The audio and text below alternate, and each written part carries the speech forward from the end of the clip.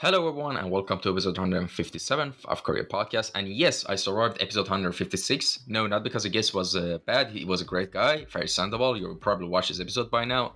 Because as I mentioned in the previous episode, I kind of was asleep to right as hell. So yeah, I'm better now. I slept for 14 hours nearly.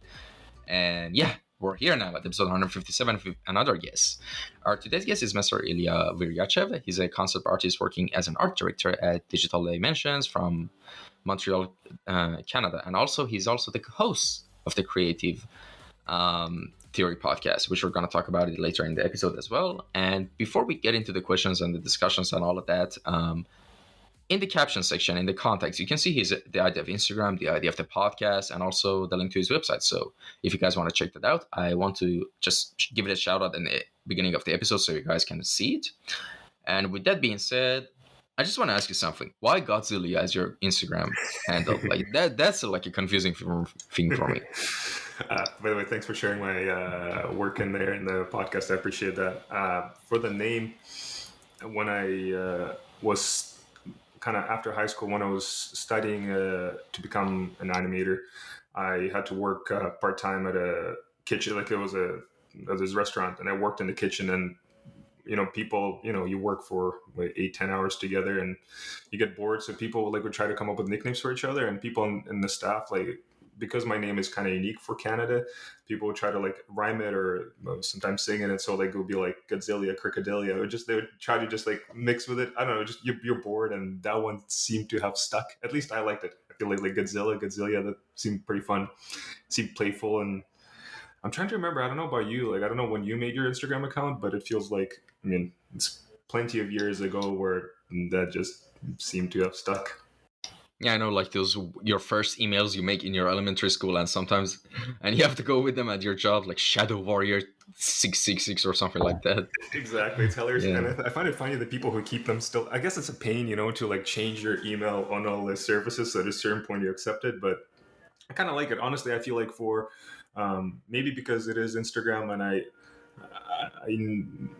and because my art account, I never wanted to maybe come off as I don't know, not pretentious. I just wanted to make sure that it's also always lighthearted in the way I approach my art. So I think having Godzilla as a tag is kind of fun, and it doesn't it's not taking itself too seriously. You know what you should do, actually? I mean, your username is Godzilla. Your name is Ilya Viryachev on Instagram. You should change it to actually Godzilla, because you know what happens usually on Google when you, for example, Google a celebrity or a movie or something, there are also social medias come up, all right? And a lot of the times, those are wrong. They are just random people when you open it. And those random people don't even know they did that. So if you just try to twist it to Godzilla double L or something and just add it on Instagram, if people Google Godzilla and say, oh, Godzilla's Instagram, and just redirects your Instagram profile, 200 IQ tactic. Yeah. It's like if you made a website that was Google but with 3 O's, and think of just the amount of people who always go to Google with 3 O's by accident. You're gonna have so much traffic. Yeah. If you're running ads, you're just making a lot of money. So sure, I'll think about it. Actually, that is actually something. And that's actually something people thought about, making Google with double O. I'm sure. Yeah. Honestly, I think there's a lot, but that's why I think what these bigger tech companies do, I think they buy out any domain that's similar to theirs. That made mistakes, so that, because otherwise, I wonder if anyone ever ran a business, like Facebook, with just with all the misspelled combinations, just so that, again, you could, if you're getting clicks, right, you could get pretty good revenue, I would imagine. Yeah, a lot of times, a really interesting method of trolling that's kind of been going on for years now is that, for example, you go to a hotel and you don't like it, you don't like the service at all, and you Google it and see, all right, there's no website for it. Then you make a website for it, buy the domain, and just redirect the website to a random, just weird website, So that's kind of trolling. That's pretty good. Yeah. And then you just wait until they have to contact you and buy the website, or actually one blackmail, but it's fun. Yeah, actually one of my friends did that, actually, legit. Wow. Yeah. Impressive. And but unfortunately they didn't call him to, we're gonna buy the domain or something like that. But they just did it out of spite, Yeah, they're a little too small. Yeah. That's a little evil, but maybe if it's justified, it's a fun prank to do for sure.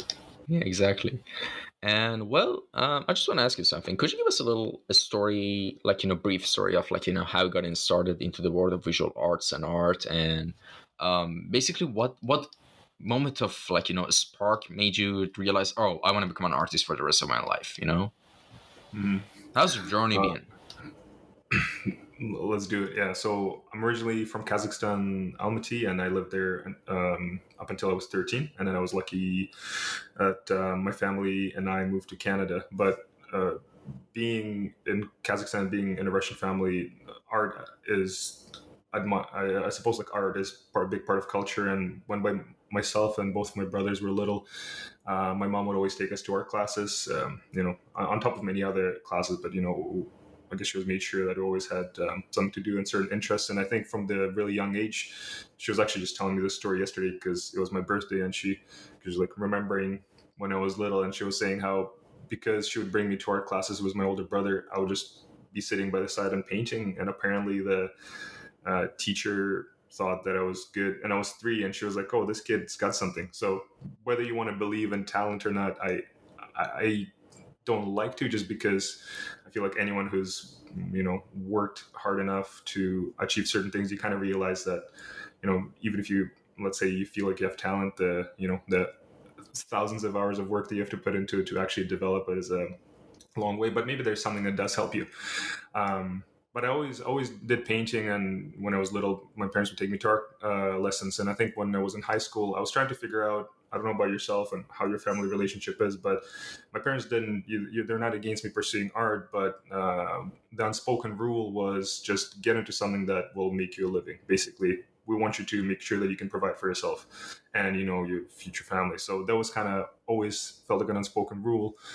And so instead, while I liked painting, for example, I kind of had to try to find the career that was still in the arts, but could also, I could see that as a career. And at that time, this was 2009. There are not many schools, and so I was already in British Columbia and Vancouver in Canada. There are not many schools that did specifically concept art. I think it was a little too early, at least in the city, for the schools that I knew. But there was a private in the institution, Art Institute of Vancouver, the school that doesn't have the best reputation, but it is out there. And I went there with my portfolio, and originally I thought I was going to do 3D modeling. Since I thought I liked painting, and the 3D modeling kind of as sculpture felt like an extension of it, and it would be a very interesting technical thing to learn because you'd have to visualize your art in 3D. But for some reason, the recruiter there said that the drawings that she saw in my portfolio, she suggested I do animation. And I don't know why she did, because honestly, I don't know how many of the employees there, really knew art, or they were there kind of as a business to try to get kids in their money. Maybe I got lucky, because looking back on it, I feel very lucky that I did go through animation, just because where I ended up now, going through 3D animation, understanding movement, understanding some drawing. It was 3D, so it's not a lot of drawing, but it was live drawing classes, understanding rigging, understanding how what makes a good character, and doesn't annoy animators and modelers, can actually build it, and and things you should and shouldn't do. Now being in our director position, all that stuff came really, like, it's all been really, really useful for me. So I feel kind of got lucky I got in there. That program was less than 2 years, and yeah, and then out of there I started working as an animator. One of the teachers at the school was working in the industry, and myself and a couple of my friends were working, like, we all made sure that we pushed each other to work really hard. We knew that this person was in the industry, so we tried to make sure that we showed our best selves in those classes. And 2 of us got jobs before we graduated, which felt like the goal is get your first job, because the first job is the hardest, and then after then, I don't know if I realized it back then, but I knew that after the first job, it felt like, okay, this was actually paid off, because the school was expensive. Yeah, I mean, I could, if you want to keep going further, but that was kind of the initial start. I mean, to your question about the spark, of where the spark came from, that's a trickier one, because I knew I liked drawing and painting, and I felt like I was better at it than most of my classmates in high school. Like, you kind of everyone has some sort of identity or try to make it so. And whether I liked it or not, I was the art kid. People kind of saw it that. And I think, I don't know, I guess as a kid, if you're good at something and people see you for it, I'm guessing like you just keep going in that direction. And that's not to say that I didn't want to do it. It's just like it was interesting how kind of these kind of forces combine. So I knew I liked that. And for myself, growing up on like Diablo and StarCraft and Warcraft with my brothers, like those were the games that gave me a lot of inspiration too. So kind of it was all around, like it was all kind of mixing of like, these are the things that I like. I didn't know that you could make video games as a career. I just, I heard the word animation. I thought that's what people do, but I didn't know much about it then as I do now. It just somehow turned out that direction worked out. Yeah, I mean, that's a really, really long answer to your question, but I hope there's some good things in there. No, I mean that was a medium length answer. I had longer answers than that, trust me. Which actually I kind of like. I would love to actually get long answers as much, because those long answers are the type of ones that you kind of get lost into your answer, so you just go and go and go, and which is actually good. Like those are like genuine conversations. I mean that's a fun thing about podcasts. It's not something edited or just kind of like that. For You know sure. what I mean? It's raw. Yeah. And the thing is, actually, then after that, after you started working, you said you started working as a 3D animator, then switched to concept art, right? Mm-hmm. Yeah. All right. And right now, the place you are right now, right? So right now I'm working as an art director. So that was a kind of a journey from being an animator. By the way, you're talking about that long answers. I feel like sometimes I am kind of, unfortunately, I do get onto run-on sentences. So it'll probably happen a couple of times. But like you said, I mean, I'll share as much as I can. But so yeah, I started out as a 3D animator. Worked on a couple of TV shows at a studio called Nordcore in Vancouver. Now it's called DHX. The studio went through a number of different changes and maybe owners.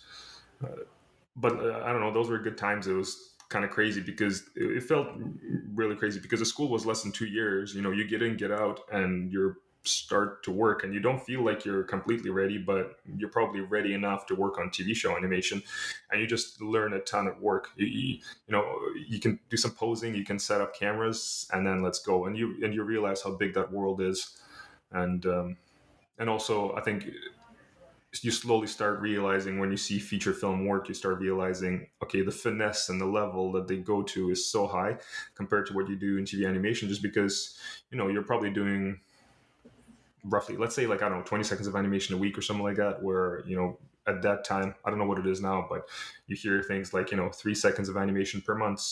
No, let's say like 3 seconds of animation maybe like per week or two in feature film. So you kind of understand the quality, right, like, and the bar that people reach. So that was kind of my goal. And again, my friends and I who studied together, we worked at the same job. I was lucky that I met the people who were working really hard that kind of pushed each other.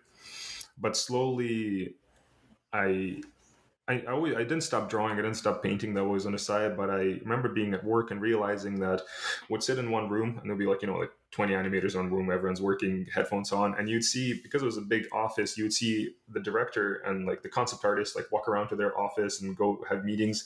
And there was like some smaller group, but there was like a, whether it was actually there, but you kind of felt like, oh, these guys feel important, like they're hanging out with the director and they're trying to come up with these initial ideas. And it felt like as an animator, you come in later and you try to execute these things that they already came up with.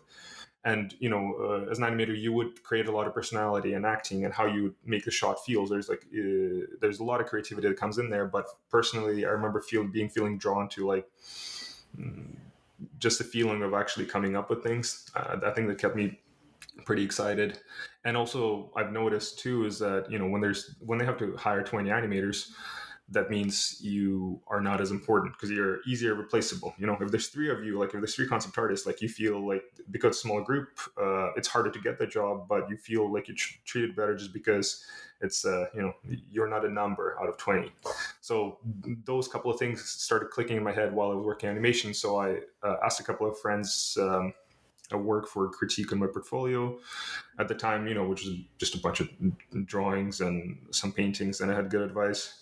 I actually remember while working on that company, Norcore, I was telling one of the directors that I was working with that I wanted to switch to concept art, and I remember him like he. I think he doubtfully, not doubting, but I think he didn't really believe into the idea, because his response was like, "Oh, that takes a whole nother education. Like, are you sure you can do that?" And it's funny because I'm remembering now. I don't think it like affected me too much, but I remember feeling like, "Oh man, is it actually that hard?" I still kept going, but I remember people were like, "Yeah, that's not how you like." People just don't switch from one career to the other. You drawing and animating are two different things. Let's see. And so, yeah, I worked as an animator. I took a couple of courses, one of them being Animation Mentor Creature Masterclass, because in my mind, there are two paths I was going to follow. Either I was going to try to get good enough as an animator and get into feature film. So that means extra education, because when you're working and you're producing 20 seconds of animation a week, you're not really getting better. You're learning tricks. And you got to produce, where if you really want high quality animation, you got to put your own time in. So I did those classes, but at the same time, I also, the desire to draw for work was there. And so after doing this animation mentor class, I quit my job after maybe 2 years into being an animator. I quit the job so I could study to try to get a kind of higher end, not higher end, but a job trying to get into film. And when I graduated that program, it was just like a couple of months. There wasn't any work, couldn't get any work. And so the job that I was able to find was in video games. And it was through a friend of mine, Aaron White, in Vancouver.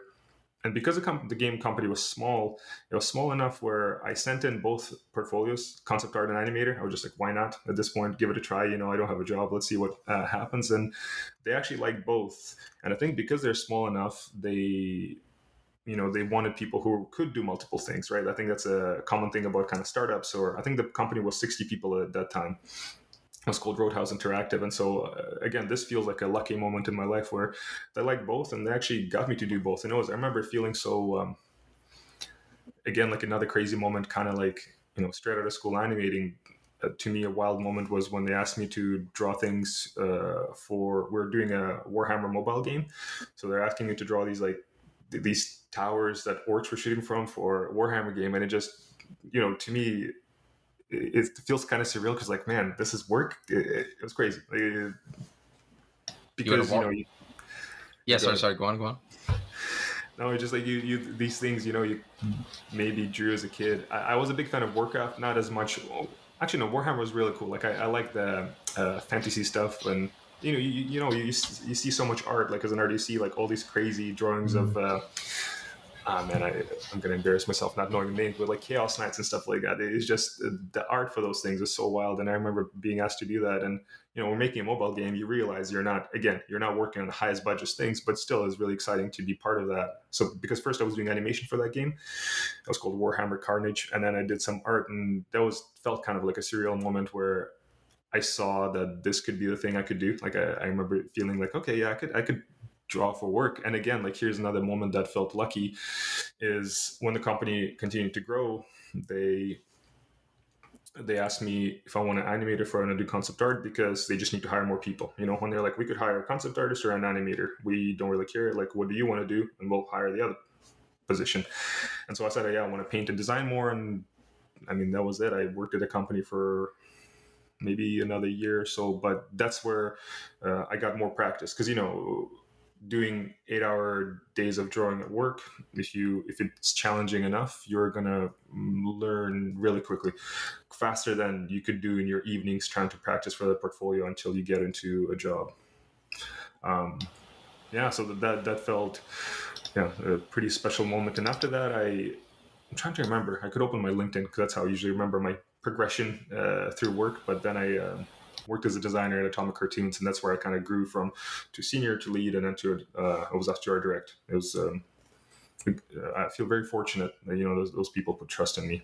But that was kind of that was a transition. It was kind of both always at the same time, until I was given this chance to just do concept art at work. And by the way, does LinkedIn? You think regular LinkedIn is effective for artists, or ArtStation is enough? I remember I was checking out the podcast you did, was Walter Gout, right? That's Walter Gort, yeah. Gort. really cool artist. It's interesting because I saw his YouTube videos of him 3D printing those boxes. Super cool. Anyways, but I saw in that show you're asking him about LinkedIn. It's a tricky one. I feel like I do like LinkedIn for just like having the track record of like it's easier for me to look at it. My memory is not as good as like knowing what month I worked here to there to this company. This recent job, Digital Dimension, where I'm at now, I think they originally reached out through LinkedIn. Actually, whether they found me through LinkedIn, I don't know.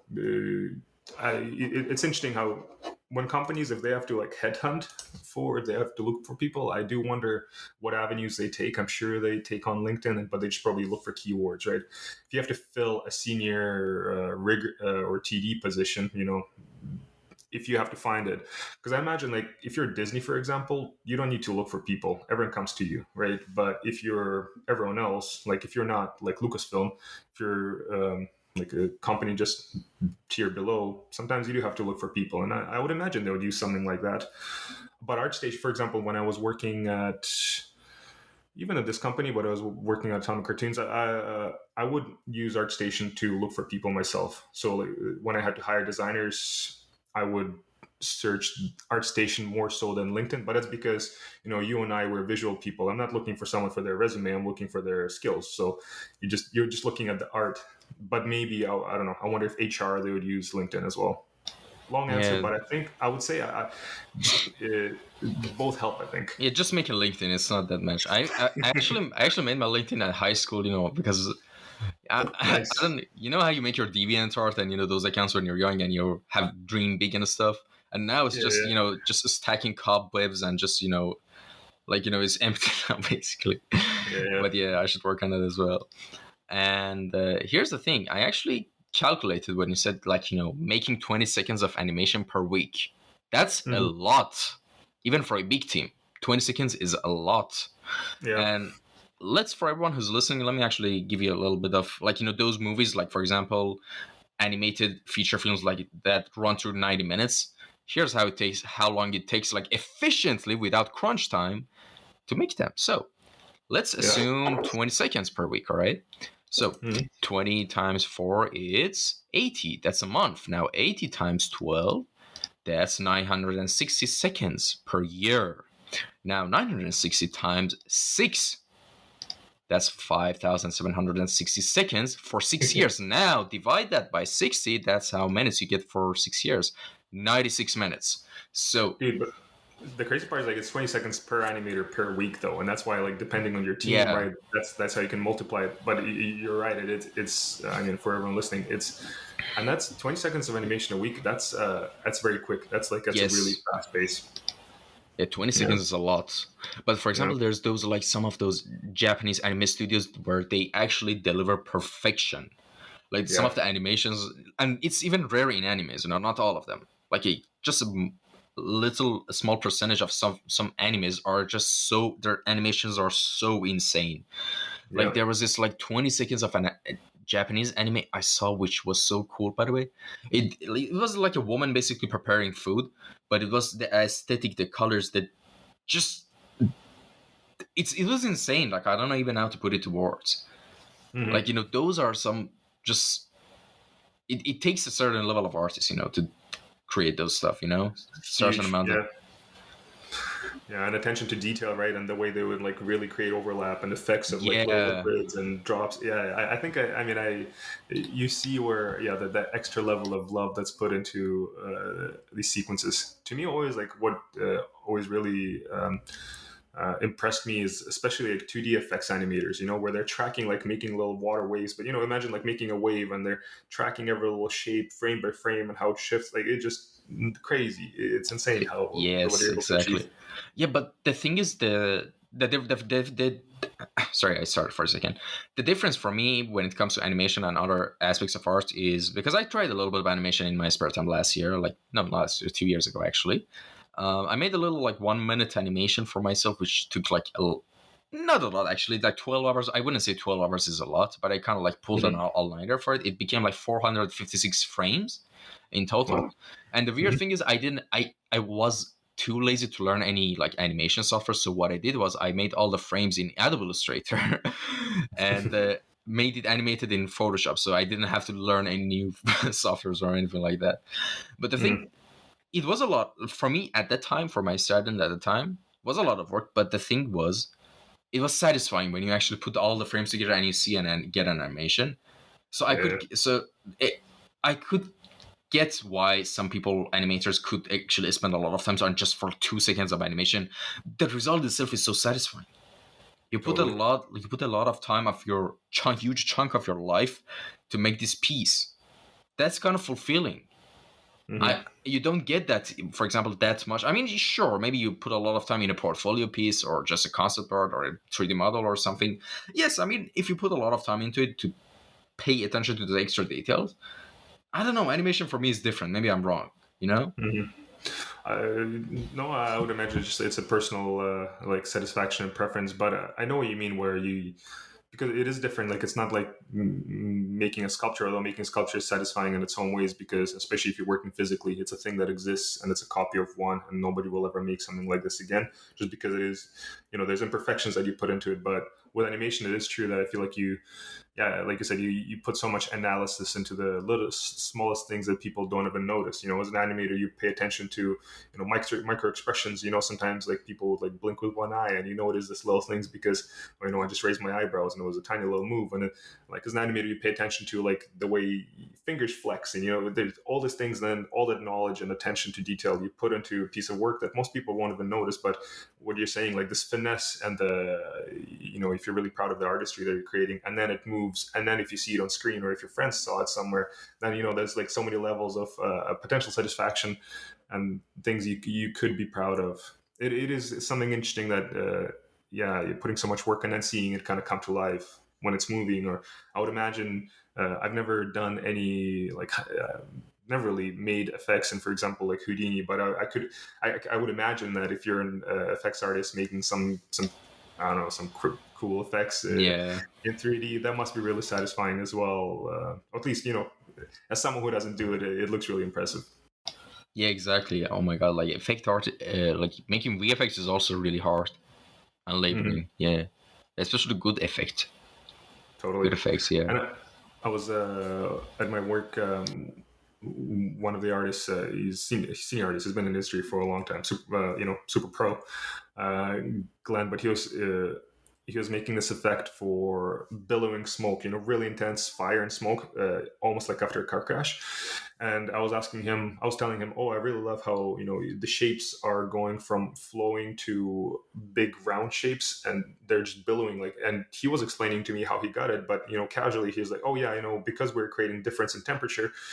If I create difference in temperature here and there, that's what's creating it to be more volatile. And I was like, what? Like, so they're basically working with physics, and that was, I may have known that, but maybe I forgot. But again, it was so impressive too, because then you kind of understand that when they create their effects, if he wants to create a vortex, he's using physics in a way that would be pressure or temperature to create something that could be realistic.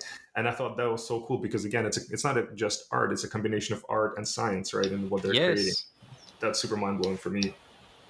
No, that's kind of interesting. You're right, because I would imagine that people who make VFX, they just get a reference and just trace or try to just get it as a reference and just made it. But now that you say that, though, you actually become master of it. Then you can make it however shape or just way you like, because how it works.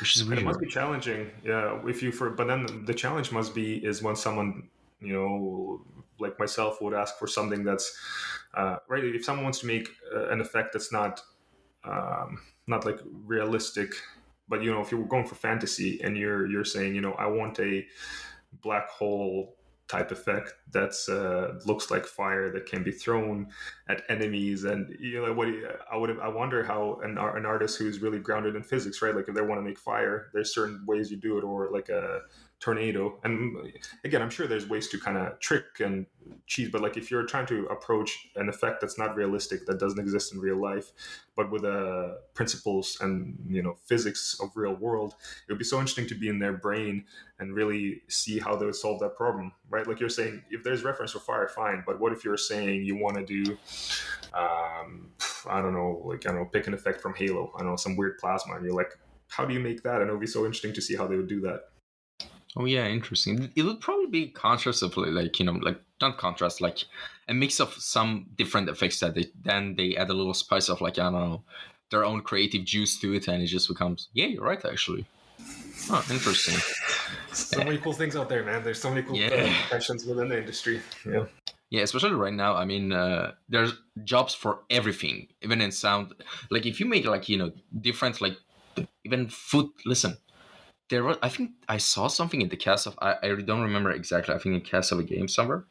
The person's job was basically making the sound effects, record the sound effects of, like, the characters walking on different terrain. Yeah. I love how niche the industry is getting. Honestly, there's jobs for everyone. 100%.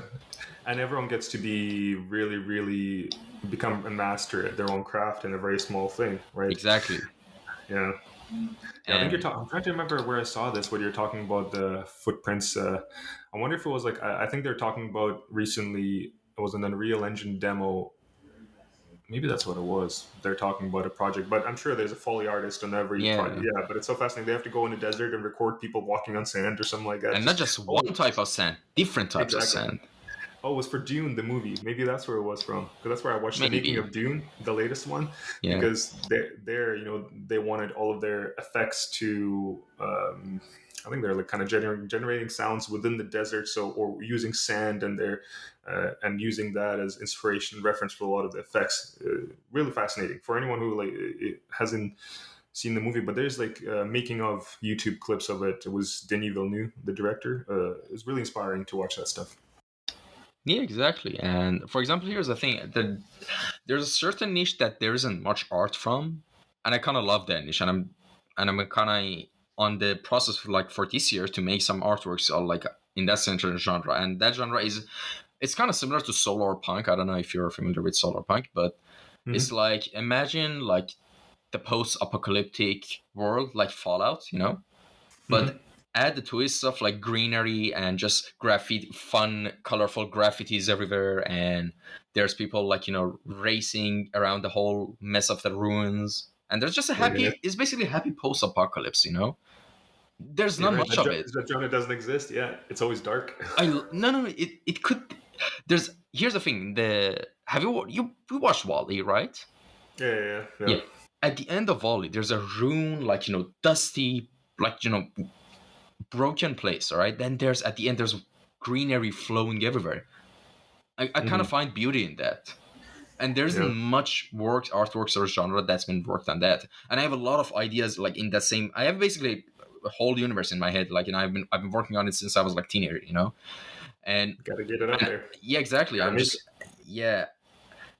I'm currently like trying to learn 3D. That's my main thing, and it was a whole journey for me to actually pick a niche for me to actually start learning, because I was all over the place. Basically, if you check my Instagram, I'm all over the place. But it's been kind of recently that I'm trying to zero in on like learning 3D and getting good at it, and actually it's much better than, for me especially. I mean, it's a personal preference, by the way. That anything I can imagine, I can emulate it in 3D much faster and better than like illustrated. And here's the thing. Oh, that's so good, that because I remembered something I wanted to mention when you were talking earlier about talent. All right, I think I have more talent in 3D than 2D. And here's the thing. Let me just explain something, and I think you can also kind of agree with me. When you're, for example, playing an RPG game like in World of Warcraft, and based on race and just a lot of factors, your character has different stats and different skills. Yeah. But here's the thing. For example, if I don't know, I don't remember much from World of Warcraft, but for example, if an orc has 15 strength from the start instead of 5, and a human has 5 instead of 15, there's a cap, there's a limit. But in reality, there's no limit, So, but you can kind of you know what I mean? Basically, we all start from different places, but we can all even reach even farther than people who are talented, you know? So Hmm. if I try to visualize what talent is, that it is for me. Like Hmm. I personally have more, I believe in my experience, I have more talent in 3D than 2D because when I picked 2D, it was a lot of struggle for me. I mean, but I kept going at it, but it was a lot of struggle. But with 3D, it was like this. That's awesome. Like we That just, means your mind thinks like right away in exactly. 3D in volumes. That's cool. Thank you. That's Yeah, since I was a kid. Like everything, that's all my awesome. dreams. Like I even store some of my dreams in here because I want to recreate them someday. But because see, with 3D you can do that easily, but with Oh, illustration, yeah. I'm trash at that. Honestly, I mean, of And there's so course, many benefits to 3D, especially with the tools getting better now, right? Like yeah, it'll be easier for you to texture and shade and all these other things on top of being, visualizing and modeling. That's really cool. yeah, exactly. And the good thing is now the Blender is starting to become an industry standard. If I'm not wrong, like in a couple of years, it's actually going to be alongside Maya and 3D Max and stuff like that. I mean, I hope so. Yeah.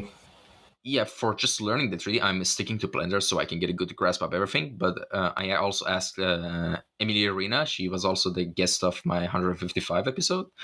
Mhm. Actually, the last episode I ever, if you go to the podcast page, that's the last episode that's her. And she also told me you should also learn 3D Max and just Maya and all that because those are industry standard. But if you Mhm. want to just learn the skills, just stick with Blender is fine. But I also install ZBrush as well to, just when I have free time, learn that as well. Right now, the two things I have is Blender and ZBrush for now. But Nice. for texturing, I know Those are there's a great. lot. Yeah. Mhm. Yeah, ZBrush does seem that's one of those things where I know a lot of 2D artists try picking up just because it's trying to seem like it is a little bit more easier to get into, and it feels like sculpting out of clay. It's still got a lot of complexity. It's not as easy as it seems at all. But I know, like you said, it's used a lot.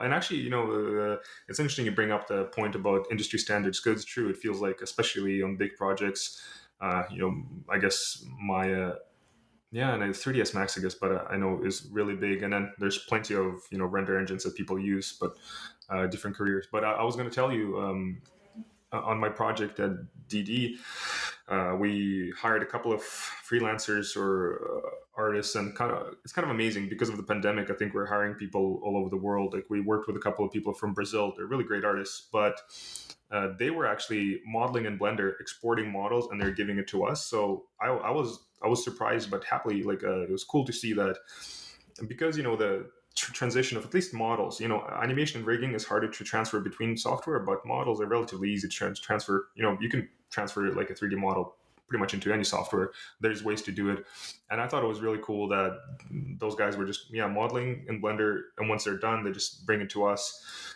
and we would put it into the Unreal Engine. But it doesn't, like, at that point it didn't really matter if it was made in Maya. As long, actually, the only issue we ran into was the scale transition. So sometimes if you want it to be like, always want it to be in meters and 1 meter is equal this, I think we had some sort of issues with that. But otherwise, it was cool to see that Blender, like you said, is becoming like a normal thing to do. And the fact that it's free, I feel like I wish more software was free for people to use. Um, Yeah, Wishful thinking, exactly. but And the thing is actually a really interesting thing I saw like on Twitter someday about, I think it was a Blender artist that shared it on the 2002 Spider-Man movie. All right. mhm. In the production of not the 2002, not the first Spider-Man, but the second Spider-Man, but in the development, it was I think in 2003 that they were developing. They used Blender for a lot of like keyframes, and I was like, So cool. yeah, exactly. At 2003, I was 6 years old. Imagine that. Jesus. Yeah. Nice. We've seen a lot of advancements while Yeah. we're little in our age. Totally. Yeah, and I guess because there was grease pencil in Blender, that's probably why they're using it. Oh yeah, probably. Yeah. Yeah, because they got that like 2D, 3D look. Yeah, I like the idea behind Blender and how it's like like I guess they take a lot of feedback from people. Crowdsourced, not crowdsourced. Crowdfunded. They get crowdfunded, I guess. Yeah, I mean, they take donations, but just the idea behind it, and to me the amazing part is that they're as good Open. or better, yeah, open source, but they're as good or better than many other 3D software out there that existed for years. There's Eevee and Cycles. Are like the real time rendering is pretty incredible. I think their modeling. I mean, maybe the tools are not as good. Like, I'm not a modeler, I could be wrong, but it feels like for software that's that's not a Autodesk company, that's gigantic, got a lot of money. They're doing incredible work and only getting better and better. So it is pretty exciting. Actually, there was a movie. I worked with a guy, Tibor.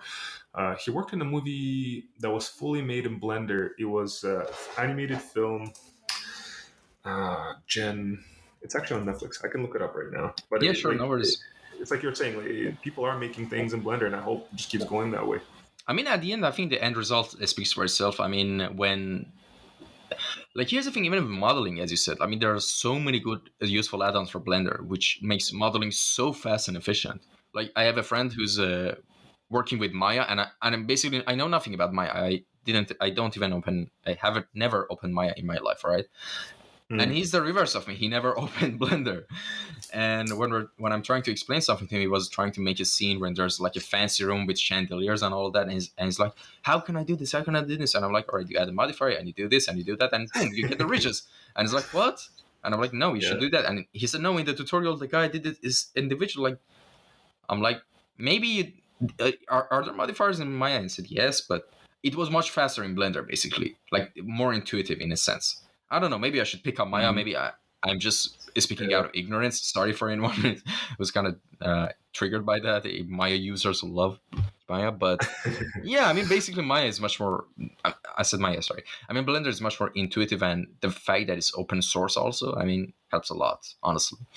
Yeah. I mean, oh god, the Yeah. box cutter add-on, I love it. Box Oh, cutter, dude, that's cool. Yeah, yeah. yeah. I played with a little bit with that. It's I love that makes it. I mean, it skips a couple of processes, right? Like skips a lot more clicks where you could just cut Yeah, out shapes for sure. Yeah, I don't think Maya doesn't have that thing because like the modifiers you're talking about, the cool thing is that it's non-destructive, right? Like you could always go back to your original thing. Like it's like working in layers, like with nodes almost. Yeah, I'm sure maybe Maya's got its and it must have its own benefits. Both softwares probably do, but the last time I worked in Maya, there was no such thing as modifiers that you're seeing in Blender. It's a really interesting approach how they thought to do that, and then got all the things like the fun things like array and all the other modifiers to generate really cool, just geometry in interesting ways. It is always fun to play with. all right. And speaking of working with Maya, I want to ask you this. How does your design process usually look like anytime you want to start working on a project, or it could be like a studio project or a personal project, doesn't matter. Basically, what does the structure of your pipeline looks like? Hmm. Uh, I Yeah, it's funny. I was the other day I was trying to make a scene, and I had some reference, and I wanted to make 3 images kind of sequentially, and I tried setting up a scene in Blender just because I do like the idea of being able to change lighting and play with that. But I've realized that the hours or the days that I spent setting up this 3D scene, I should have just went straight forward to painting and drawing like I usually do. Usually I just draw. I'm very much start out with line. I recently did a drawing of a character and I started from painting, and my brain doesn't think that way. I know some artists, they just start out with shapes and start blocking painting. I feel like my design choices are not as good if I do that. If I draw, I feel like through drawing I can take my time to think about not only design choices but then like shape design itself. But for example, like if you're trying to draw a hinge on a robot and you want it to work a certain way, I can think through it better through drawing than through painting. Because to me, I think once I start painting it, I probably start thinking about value and certain things too much. So the process is relatively straightforward. Do my research, find my reference, find enough reference, make a what is it, like pure rev, throw a bunch of things on there on the other screen on the right, start drawing and sketching, and relatively straightforward in that way. I'm still trying to kind of optimize or find better ways of going into value and color from drawings, because I feel like it's always a challenge when the transition from drawing to painting for myself, because a lot of really interesting edges and shapes are harder to translate when you paint, just because you don't paint those creases right away. So it's something I'm trying to figure out that a little bit better. And some people would just go into like a flat colors, multiply layer, texture, like very process oriented.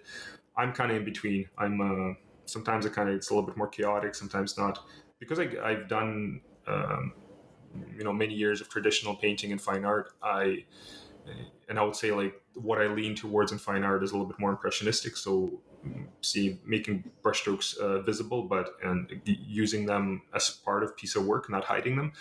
I think sometimes if I'm trying to solve a problem visually when I'm painting, instead of using just like overlay and multiply layers, I just kind of go in and start painting right away.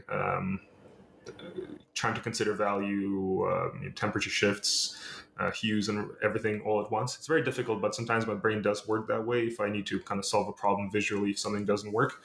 The reason I mention is I feel like still trying to discover a process, never painting kind of ends up being different. But I do find if it's a complicated environment, for example, definitely makes sense to keep a lot of layers separate and making sure that I got my clipping masks so that I could render and shade everything separately. Yeah, but I do wish I was more proficient in 3D, I suppose. I see a lot of power in it. I've sometimes used it for work, but I'm still trying to figure out at how much and at what point to use it. It makes sense. I was speaking with a friend last night.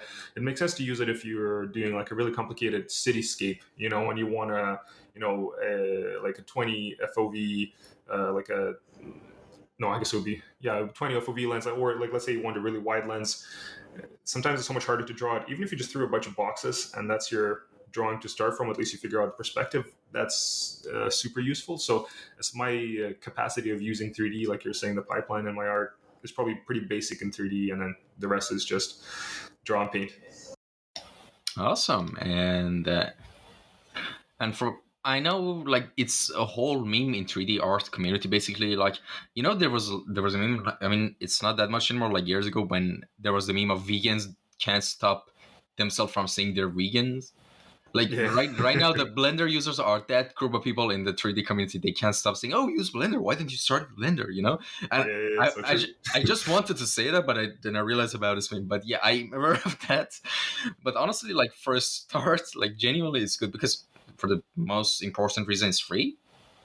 Yeah. And also, here's the thing. I mean, I don't know about you if you're in Canada, how the download regulations are this way, but I'm sure in Kazakhstan, countries around the area like Iran. I'm from Iran, in Turkey. Mm-hmm. I'm not gonna sugarcoat it. We literally pirate the softwares, and you could do it that way too, and you don't even need to go to download shady torrents. Just there's a website called soft98.ir. It's a famous Iranian website. I mean, I'm not sponsored by them, but you can find the latest version of everything. You can even pirate Windows for fuck's sake. I mean, let's be real. Yeah. And yeah, and man, growing up, I don't think in Kazakhstan, and it's the same in Russia as my relatives, but yeah, growing up in Kazakhstan is you're rarely buying Windows, but also I don't know if it's the same for you, is just it's unaffordable for anyone to Yes, exactly. buy proper Windows. Like it costs way too much. Like there's no translation fee. You would pay what a person in US would pay with their US salary. But so that's why, it's the same thing. People pirate it. People, it was always a common thing, buying games that are cracked. It's just that was the norm. Unfortunately, but yeah, that's how it goes. No, not unfortunately, fortunately, because it's free. But yeah, I mean, there's free stuff for sure. Yeah, yeah, but I see what. Yeah, but to jump back to the whole thing, I mean, try not to pirate stuff. Try to pay for them if you want. Like, here's the thing: I pirated a lot of games when I was a kid, because that's literally the only option. Like, if you like, we can't just buy $60 game from like a third world country. $60 right now is like a month and a half or a month worth of food for affordable living for a month. So even now, so imagine like 10 years ago, for example, or 15 years ago. Crazy. And the thing is, I actually went back on Steam and bought and supported a lot of the games that I used to play, and I bought them again there's on my Steam. And here's the thing: Steam is great because it has translation fees. So even for Turkey, where I am, it's relatively cheap as hell. Mm-hmm. Like, it's the price of a normal meal right now, some games right now, which is not that much, which is good. That's great. And the problem is right now, it's been like 4 months now, they disabled in Argentina and Turkey Steam, so you can't buy anything because the economies are going so down bad. So they want their economies to get regulated so they can open the economy, like, bank portals for Turkish people as well. Right now, you cannot buy anything on Turkey. Wait, so you don't have access to I guess international websites to buy things? But is it because okay? Yeah, sorry, go on. I wanted to ask: is it because the government wants you to spend money internally, so you fuel the No, economy no, no, no, inside the no, no, country? no. No. Yeah, Turkey does stuff like that. I mean, Vodafone is just like Vodafone, Mastercard, and Visa card are just nationally here, but Oh, cool. Okay. there are like websites that you can still pay internationally, so it's fine. Like they have their own places here in Turkey as well. But I heard for Argentina right now and Turkey, they disabled all Oh, payment okay. Okay. options in Steam because I bought games before on in Turkey here on Steam, and Mm-hmm. the thing is because the economies are going so down bad, like the prices are getting just everything is skyrocketing in Turkey is experiencing a weird super inflation in the past couple of months, which is now getting really worse. Like Do you know if there's a reason for it? Like, is there a main reason or? yes, there's a lot of reason for it. I mean, the one of the main reasons for it is because not to give it like a financial economy lecture here, but long story short, a lot of the major companies of Turkey had a lot of debt in back in 2018, 2019, and basically they were kind of recovered. They at the time, even at 2019, 2018, they increased a lot of the government to support those companies, increased a lot of taxes to so they can get back and repay their taxes. But what happened in 2020? Well, bada bing, bada boom, Corona came, and Yeah. that kind of made everything impossible. So we're back at the square, not just square one, a square minus like one or something. We're below that now to recover from that. To still for the major big companies and industries to repay their debt, they're now skyrocketing everything again, so they can Mm, repay. It's kind of like that in the shortest version possible, but there's a lot of factors involved, of course, and mm. but that's the main reason. And yeah, Yeah, it makes you wonder how many countries. I mean, all countries were affected by COVID, but yeah, that's what the scary part is. People say is we're gonna have to like to recover from it globally. For many countries, it'll take years, right? Because everyone was affected. So it makes you wonder how bad it could be. And then now there's a war and shortage of oh oil, and god, or it's not. There's not shortage of oil, but there's shortage of oil being moved. Yeah, it's just it's so weird sometimes to think about working as an artist and thinking how yeah, our careers we're kind of independent. Of course the economies affect us, but what we do is so independent, it doesn't affect all these kind of seemingly important things. And art is very important, but what I mean is like for survival, the way we're so separate from it is it's strange to be feels like in a situation like this. We're creating entertainment for the world, which is clearly important when you look at historically at like depression eras, or even if you go back to Rome and the way they try to entertain the citizens to distract them from the kind of the pitfalls, or to distract them from the bad times. It would be entertainment, or the depression era would be movies, right, to distract the people. So and that's through the bad times, and the good times you can inspire through art. So I can see the importance, but then when it comes to at least like real world struggles of people not having food or can't afford anything, you feel like your contribution is very small, doesn't it? I don't know if you feel the same way. yeah. I kind of understand what you're meaning, but the thing is, like, let's be real. Art, we're kind of like all of us were even listening to anyone who's listening to the podcast, even me, we're privileged to be able to practice and learn art and do art and stuff like that. And Mm-hmm.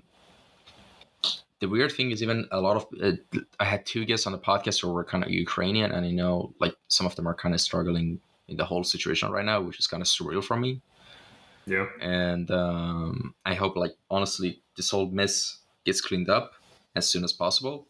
And I know, like, even if I say like this, like trying to look serious and empathetic, like it doesn't mean shit. I get that, but I Yeah. genuinely hope like things get better, so we can actually, like. Here's a weird thing, as you said, art had an important historical, like, basically usefulness in terms of like entertaining people during the depression era and all that. But humans are like fascinating creatures. Like, I feel like an alien now saying this, but like, here's they entertain themselves with religion, because here's the thing. If you try to give an answer and just feel this void of like this curiosity in humans, when you die you go there, you go to heaven or hell and blah blah blah and all of that, you don't worry at all anymore about those stuff. So you can then use them for war. Oh, don't worry, if you die, you go to heaven, like blah blah. Oh yeah, no, Yeah. no worries, so they kind of like entertain themselves with this stuff, But Yeah. I think at the end of the day, when you really think about it, all stuff, which is kind of like, fresh topic for me, because in the past month I had some serious existentialism, depression, or something like that. Yeah. Yeah. But long story short, for anyone who's listening, is that let me give you like a spoiler alert of all your existentialism, and this is literally all you need. Honestly, I know it kind of sounds egotistical of me to say that, but honestly, just bear with me. At the end of the day, like, knowing what happens where we go or where we came from doesn't matter, because you have no control over it. All right.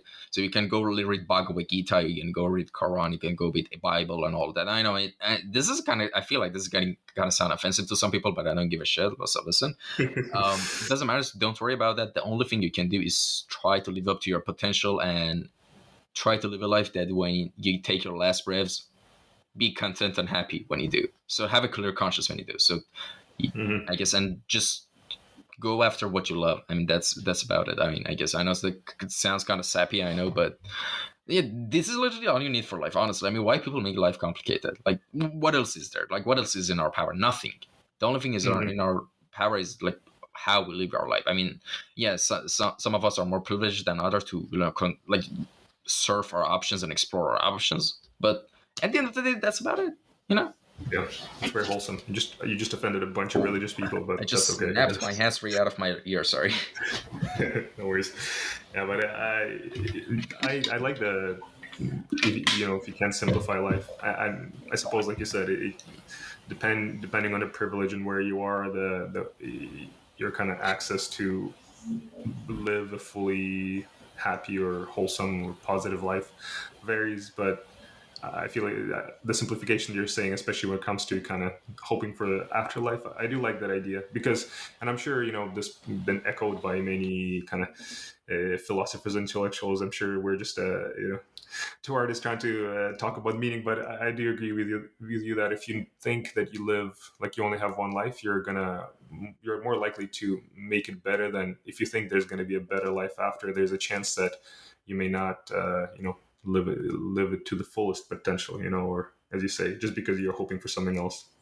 But again, we're probably offending a bunch of people who are into religion, and yeah, it doesn't matter. Actually, like, here's a fun thing. Like, here's the thing: the people who have like been listening to this episode for many 56, they're probably actually people who are invested in art, or there are conversations. So they're probably cool guy who's still listening. Actually, here's a weird thing: I know, like, for a fact, not a lot, but a bunch of followers who are like way right conservative Islamists, like, in my following list. Like, I know that for sure. Like, I mean, no denying, all right, who are pro Iranian government and stuff like that. So yeah, we probably offend those as well.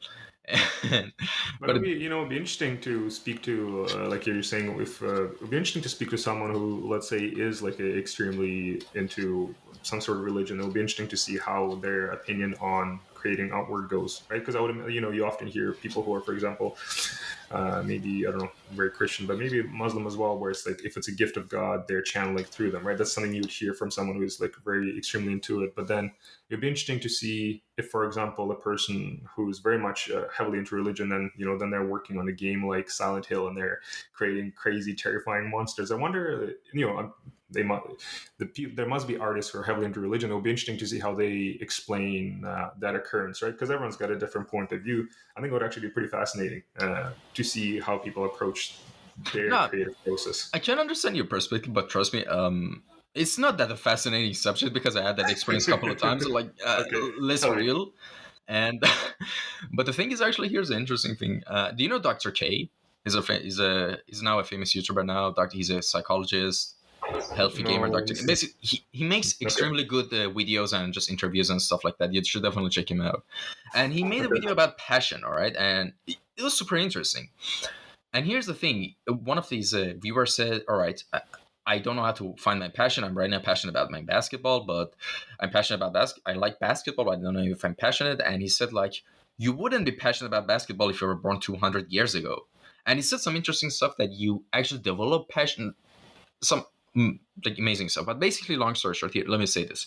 Yes, if both of us were born 100 years ago, we wouldn't be interested in digital art and 3D art and all that stuff, We probably would have gone to be, I don't know, other stuff, obviously other things. But here's the thing. Imagine you were born like 2,000 years ago.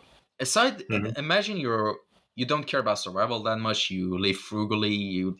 You feast on berries and I don't know stuff like that. So here's the thing I realized: it's up to us how we make our life, the meaning we get, how the passion we make. Not just about life, the passion we make. Like for example, here I assure you, if I was born 2,000 years ago, you would find me collecting rocks. I shit you not.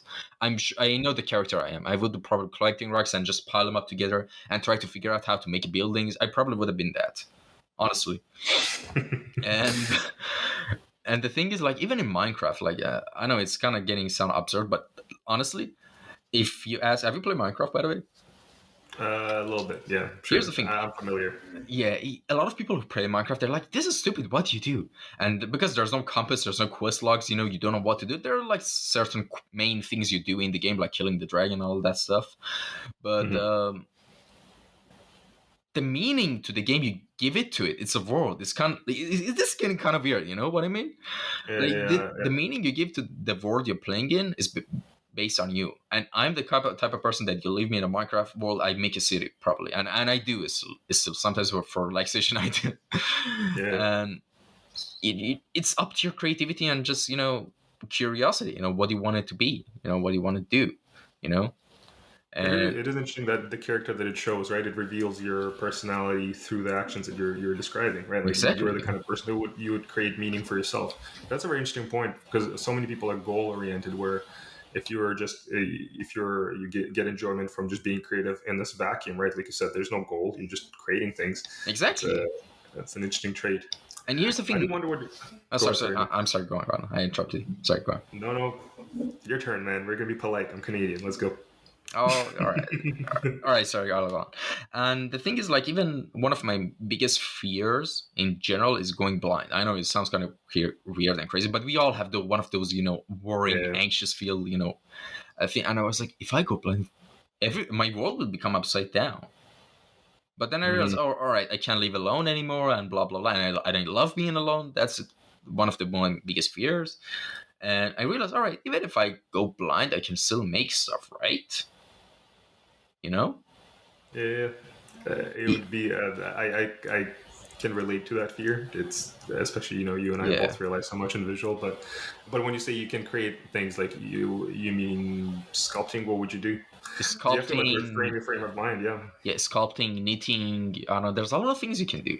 Like even yeah, if I lose both of my arms and I'm just a blind with two legs. All right, this is kind of getting dark, but bear with me. Uh, I can put my foot in a bottle of like in a bucket of paint and just walk around and just make stuff. I don't know. There's so many. It's up to you what you do. A lot So you of think you have the need to be creative? Yeah, always. You it, think that's something that wouldn't go away? yeah, kind of because I would go insane if I do nothing. Mm. Yeah. Like animals are kind of content with just surviving and breathing and just pass under the and die. I mean, here's the thing that every animal and living being kind of has that urge to an extent, but when you go after that, that's basically what the thing that your soul desires, some sort of fulfillment. And by the way, I hope everyone who's listening to this podcast have been enjoying this philosophical talk, and we've intrigued Yeah. some spark in your brains and thoughts throughout the day. And Oh, those are definitely interesting topics, man. yeah, exactly. Yeah. And when you kind of give it a meaning, but because beside that, what else is there? My brain doesn't compute outside of like just being creative, because that's the thing I find fun. Yeah, but then how do you relate? So I'm sure you have friends who are not creative, who are not into art, Hmm. and then you realize their desire, they don't have the desire to create, and some people find their hobbies or ways to meaning, and some don't. But how do you relate to the people who can't understand you in your pursuit, right? Because a lot of people wouldn't get this what you're saying, like some people, it's I guess it's a different mindset because I'm sure a lot of artists, when you've done work, you probably want to try to get better and create something again. Depends on who you are, I suppose, but there's a lot of people who, if your job is, not creative in this, like in the sense that we're talking about, I'm sure, finance can also be creative in different ways. But let's say you're in finance, a lot of people, when they're done with their job, they don't want to do that. They don't want to do more of that job when they go home or something like that. So, how do you see or relate to those people? because these are two different personalities you're describing or are you talking about? Very good question. I have actually a complete answer for that. And here's the thing: creativity as a thing. Yes, of course, by nature, our jobs and professions are creative. It's in the name. It's a creative field, all right. But I think the creativity, in my opinion, is an essence that's in everywhere, every job, every single job, all right. And here's the thing: those personality types that you talked about, I've seen them a lot. I even know people who are like that, and and nothing wrong with that, by the way. I mean, but the thing is, in my opinion, usually those type of personalities, the only thing that matters for them is stability, good job, good thing for family, which is of course every one of us does. I mean, I'm not saying those are bad things, but there's nothing beyond that for them, and like that's my point. There's nothing like. Even here's the thing: I used to work as a waiter for a while. I don't know, like you, as you said, mentioned like earlier. I don't know if you're a waiter or not, but um, here's the thing: I didn't care if I was a waiter because I dropped out of college. I wasn't passionate about it, and I didn't give a shit if I was working as a waiter. But because at the end of the day, here's the thing: I even choose art with with the knowledge of the fact that if it fails, I don't care because I give it my shot. And even if I have to become a waiter or homeless, as long I get at least I got making art and stuff like that. I'm happy with that. Honestly, I'm happy with being homeless and just still doing art. But I mean, here's the thing: if someone's quality of art is good, they'll never be homeless. But that's another topic. Yeah, it is. But I can relate to those people on some level because we all need some sort of security in our lives. But what's beyond that? Because a lot of people's happiness stems from other people or material things. My happiness does not stem from those stuff. My happiness stems from creativity and doing things that are hard, challenges that are hard for me, and trying to. That's where I get a fulfillment, overcoming challenges, doing things that are creative, especially, because in any situation I can be creative, even if I'm in jail, for example. You can find a way. Like, okay, this is getting kind of weird topic, but what I'm trying to point out here is trying to find something for yourself that you can carry it with you everywhere, and that is there for you, so you don't go insane. And so, if, for example, you're alone, the tip, maybe it's a general question. Like, if you're living like by yourself on an island, you'd still be creative. Creative is very vast, but you'd still make things, right? Exactly. And I swear to you, before you even start asking that question, I was thinking about being alone on an island. I swear to God. And yes, actually, here's the thing. I probably would. The first thing I would do is make a shelter, like in every survival crafting game you do, of course. Then, if there's a snake or a poison spike that doesn't kill me, I will try to map the whole island, make some posts and signs in case help comes by. And if it doesn't come, I'll start making huge statues on it, so people, when they come, they think, oh, it's from an ancient civilization that saves them. But no, bitch, it's by me. And I just died. Yeah, exactly. You dreamed about this before. Yeah, nice.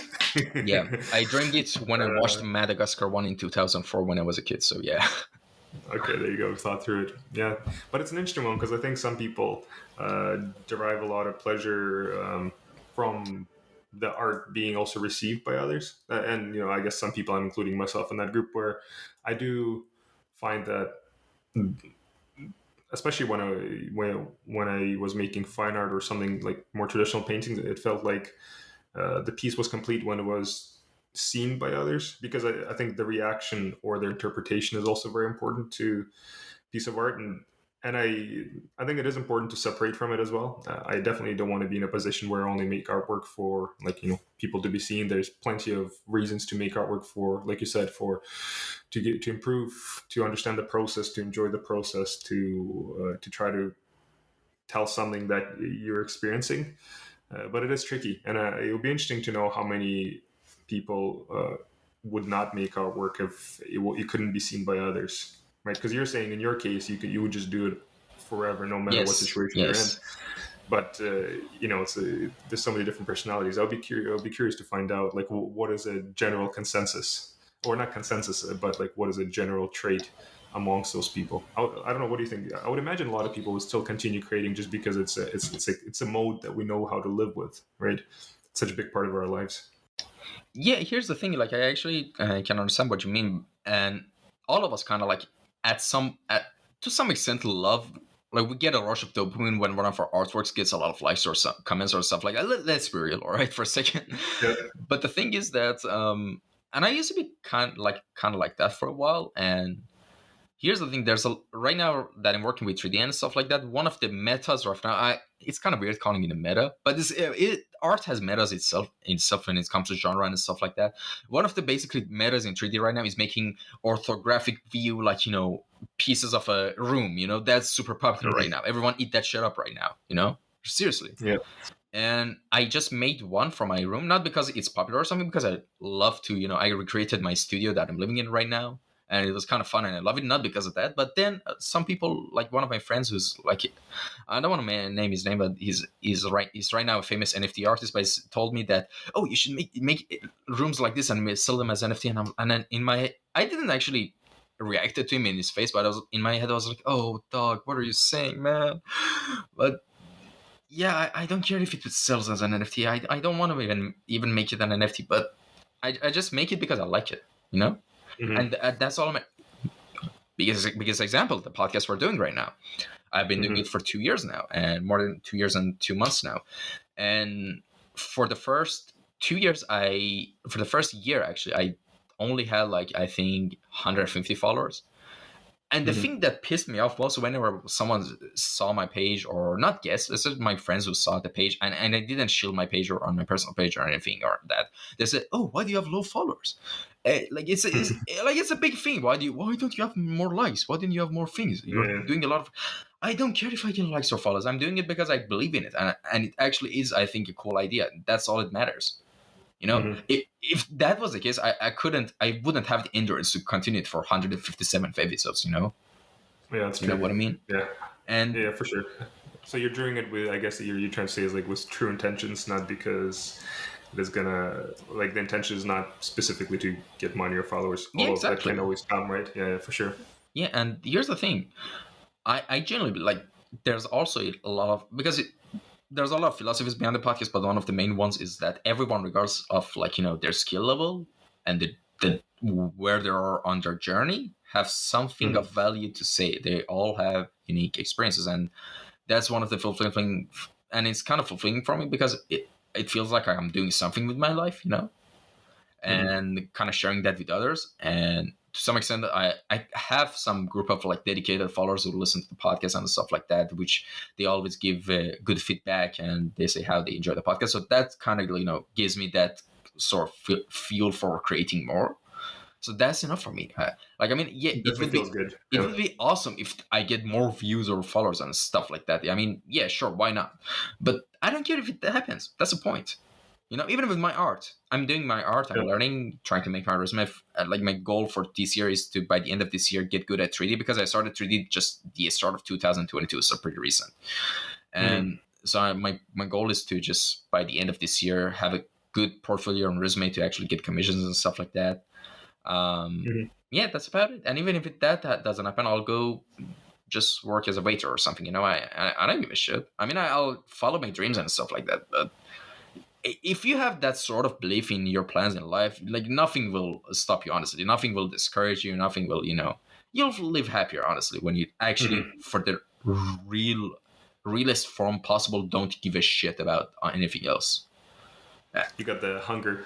But don't you find that, I guess what you're describing is the very pure desire to create. And it's interesting, I think, to see people who are probably older than us, whose perspective is very different. I would imagine, my guess is that, I think that mentality probably works up until you have kids. And if you have kids, I think that mentality completely shifts, right? Because I think the ability to say, fuck it, I don't care, I'm just going to do no matter how I am financially is, that only works when you're responsible just for yourself. And maybe I don't know what your financial situation is. I would imagine if you're, let's say, you're bringing an example, if you're homeless, you probably don't have a computer or a place to plug it in. So your chances of trying to make your living are very different, unless you're okay with discomfort and you're okay, your reality being, built around you a certain way.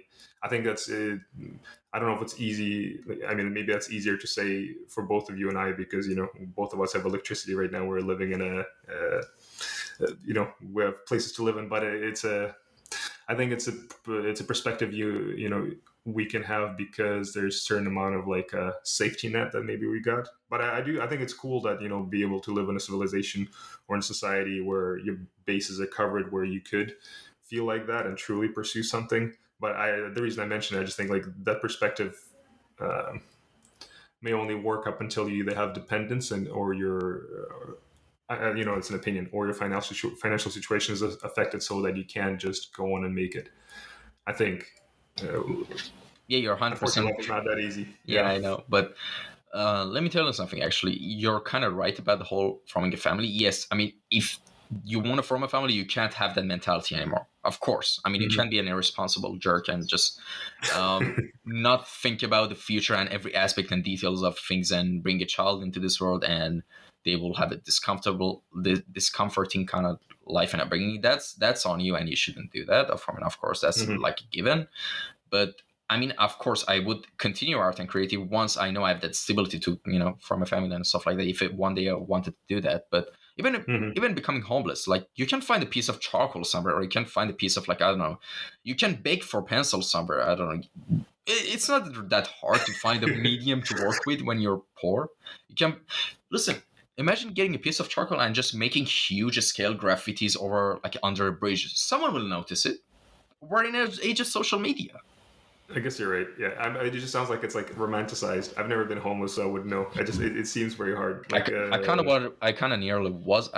once was for a couple of days back in my long story, back in my home country, and I nearly kind of got homeless here for a week. Nearly, I didn't nearly, but but I'm familiar with those feelings. And by the way, for the next 2 months, if I don't, I couldn't like I have some plans here. If they didn't pan out, I have to go actually forget all this art thing for a while and just work somewhere, because I'm betting on myself to, there's some certain goals I have right now, and financially, of course. If those pan out, I'll basically I don't care if I'm fine with discomfort. Like I mean, it's fine. I mean, what's the worst? You have to sleep on floor, cold floor. I mean, when you have, that's impressive. Here's the thing. If you have nothing to lose, why are you afraid of living outside? They're going to steal your smartphone. You're going to steal your Apple Watch or something. Who gives a shit? Steal my shirt. I mean, I don't care. That's very admirable. If you have that little attachment, it's very impressive. I did just to be. Yeah, it takes time, honestly. Well, that means your desire to be creative is not even really affected by where or how you show your work, as long as you get to make it. Pretty interesting. It's fascinating. Exactly. And I honestly urge everyone to try to explore. And I think a huge reason for that for me, like I'm right now in 3 months I'll be 25, like, and I haven't seen anyone around my age. I'm not trying to say, oh, I'm some sort of enlightened guy or something. No, I'm not. I'm an idiot, but I haven't seen anyone like around my same age. It's been super rare who like thought about this stuff or kind of like that, which is I think one of the main reasons that I've managed to come to all these conclusions is because for a long time I've been alone my whole life. Like even here I kind of live alone for years. I'm kind of fine with that. But when I talk with people, one of the main things they're kind of afraid or discomfort by is, oh, how do you deal with loneliness? What do you do? Or don't you get bored? Or what? Like, don't you go insane? I'm like, what are you talking about? This is awesome. Like here's the thing. I'm not antisocial, by the way. I have a lot of friends. Like, I sometimes go outside and meet them, and I still in touch with a lot of my old friends from Iran. Like, I'm not antisocial or introverted or anything like that, but when you can find joy when you're lonely, then you're ready to, I think, kind of, you get more joy when you are with other people. You get a point or something like that, because that's important, I think. Like, because when you can't stand yourself being alone, you kind of become too attached to the relationships you have. Not just, I mean, I don't mean relationship in terms of like love relationship or stuff like that. I mean, even friendships and stuff like that. So I think being comfortable with being alone and all your thoughts, like even imagine you're in a jail cell for the rest of your life. Yeah. No, imagine someone stole you. Yeah. Someone stole you and you're there. How do you keep your sanity intact? Yeah. That you you go insane for a bit because that's something new for you, but after a while you start to come to these realizations one by one if you're open-minded to the like the possibility of you being stay there for a long time, you know. If you're not open-minded, you don't come to these realizations, honestly. Like, you know, if you go for a closed-minded and you stick to your identity you made for yourself, you go insane and you go batshit insane, you know. Yeah. I like how you're going to this. I've actually thought about similar things, just like as in like that idea of like if you're ever if you're alone, because you have to rationalize the meaning of life for yourself in a very different way. This is all far away and different from art, but it is interesting. But do you think were you always okay with being alone? Like, did you, or is this something you had to work on? No, something I had to work on, honestly. But since I was a child, I kind of was on my own, and I was always entertaining myself some way. I I wasn't the only child. I have two older brothers above me, but I was always a kind of like loner, not because I'm a loner in general, but because the environment wasn't good. But so from the beginning, I kind of was like, I got used to like being alone and being a loner in everything, you know.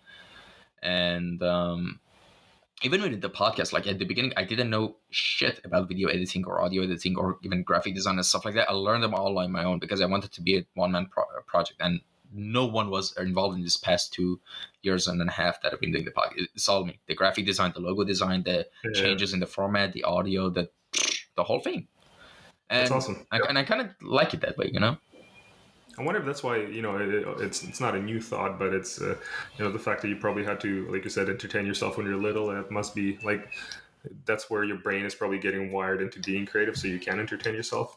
I would imagine that a lot of artists are, right, like introverts, or they're maybe, like you said, like kind of loners, and so you have to find ways to, I don't know, make your life interesting. So you start imagining worlds or things, and right, it's cliche, but I think it's cliche for a reason. So yeah, exactly. Yeah.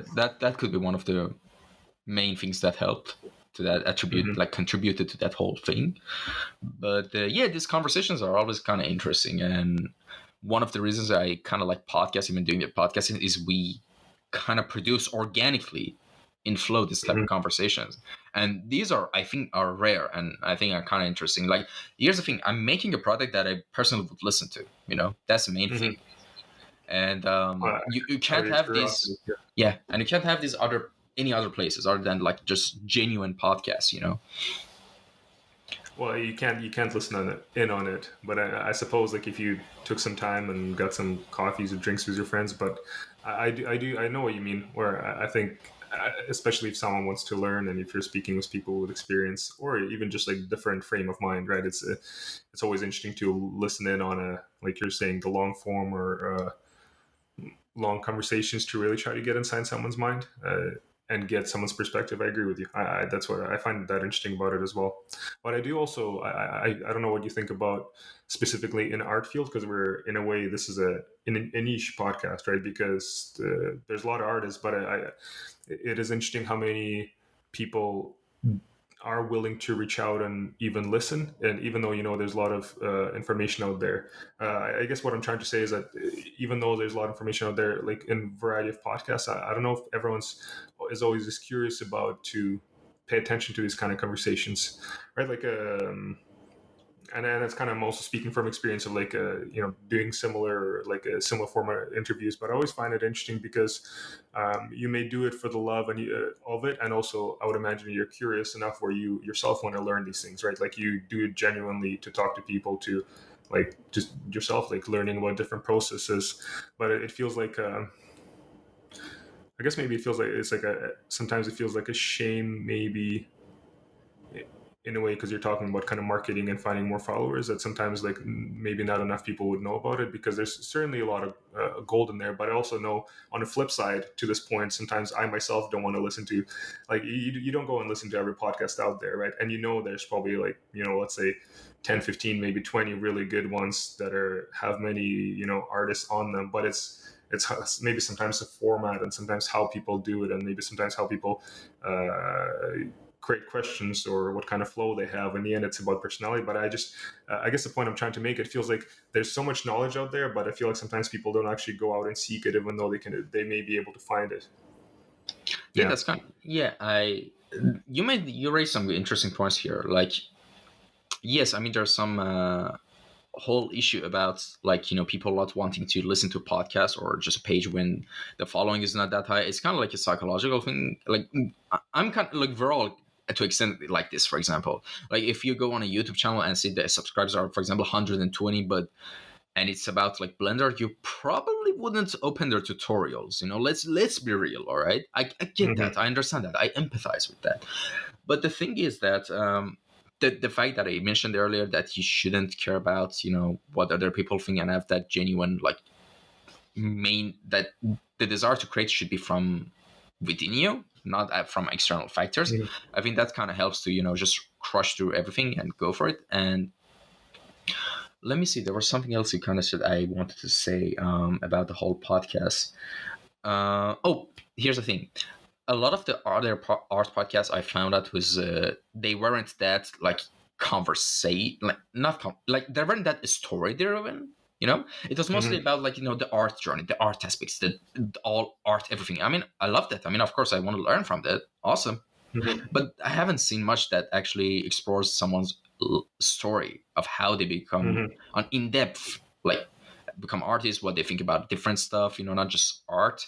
Because I think one of the main sparks that happened to me was because back in my hometown, in the old in the old districts of like Zandia street of Shiraz, which is from 200, 300 years ago, there's still old homes like that.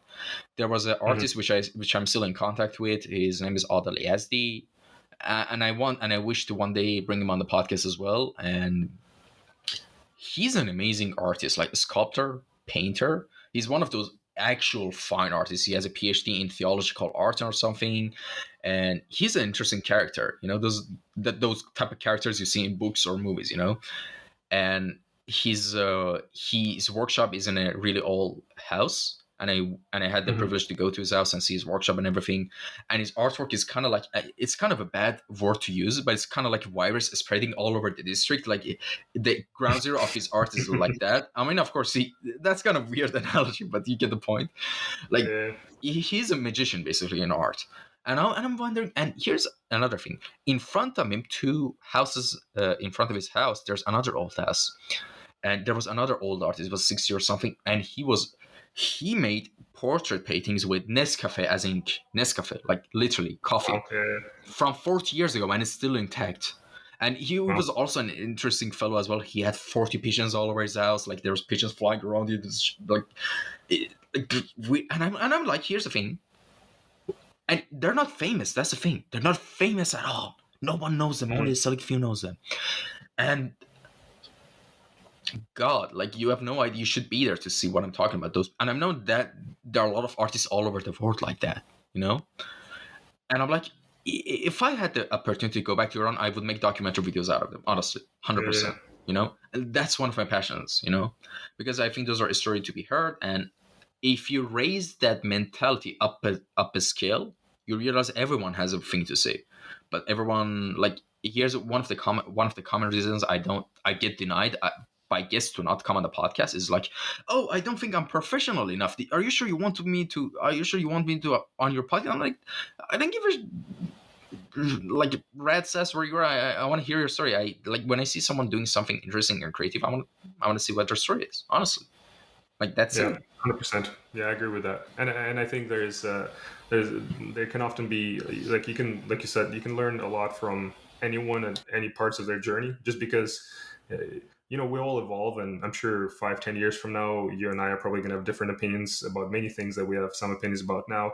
But I think the beautiful thing is like seeing that in the moment and where someone came from and where they are. I agree with you. I think so that is just a matter of trying to draw out those experiences out of them, right? So like it's about maybe asking the right questions to make sure that it explain the unique things that make them unique. And I agree with you. I think that's what it's a huge world, and not everyone's going to be famous or well known. But like you said, there's millions, I'm sure, of incredible, well, maybe hundreds of thousands of incredible artists, maybe millions, who are everyone's got their own unique take on it, and lots to say. But maybe they're just born in the wrong place, or maybe they're not maybe don't speak the right language to be able to extend their art to, if you want to say, like a bigger market. And then, there's a whole other conversation there about, is art successful if it's not known? Because, that's arguable as well, right? Like you're saying, just because, this artist you're talking about, just because most people don't know about him, does it make his art less? Not at all, right? The artist is still incredible. And I guess the other thing is that as the world gets more populated and bigger, there's always going to be more niches. So, I may know an artist that you may not be aware of, but he may have a huge following somewhere else in a different part of the world, right? Like it's all so fluid. So it is unfortunate that people do put so much value on the amount of followers or the amount of people that would listen. But it's one of those things where you try or you want not to care about, because my perspective on some of the artists I speak with is that I want them to be known because I find them so incredible. Exactly. So Thank you.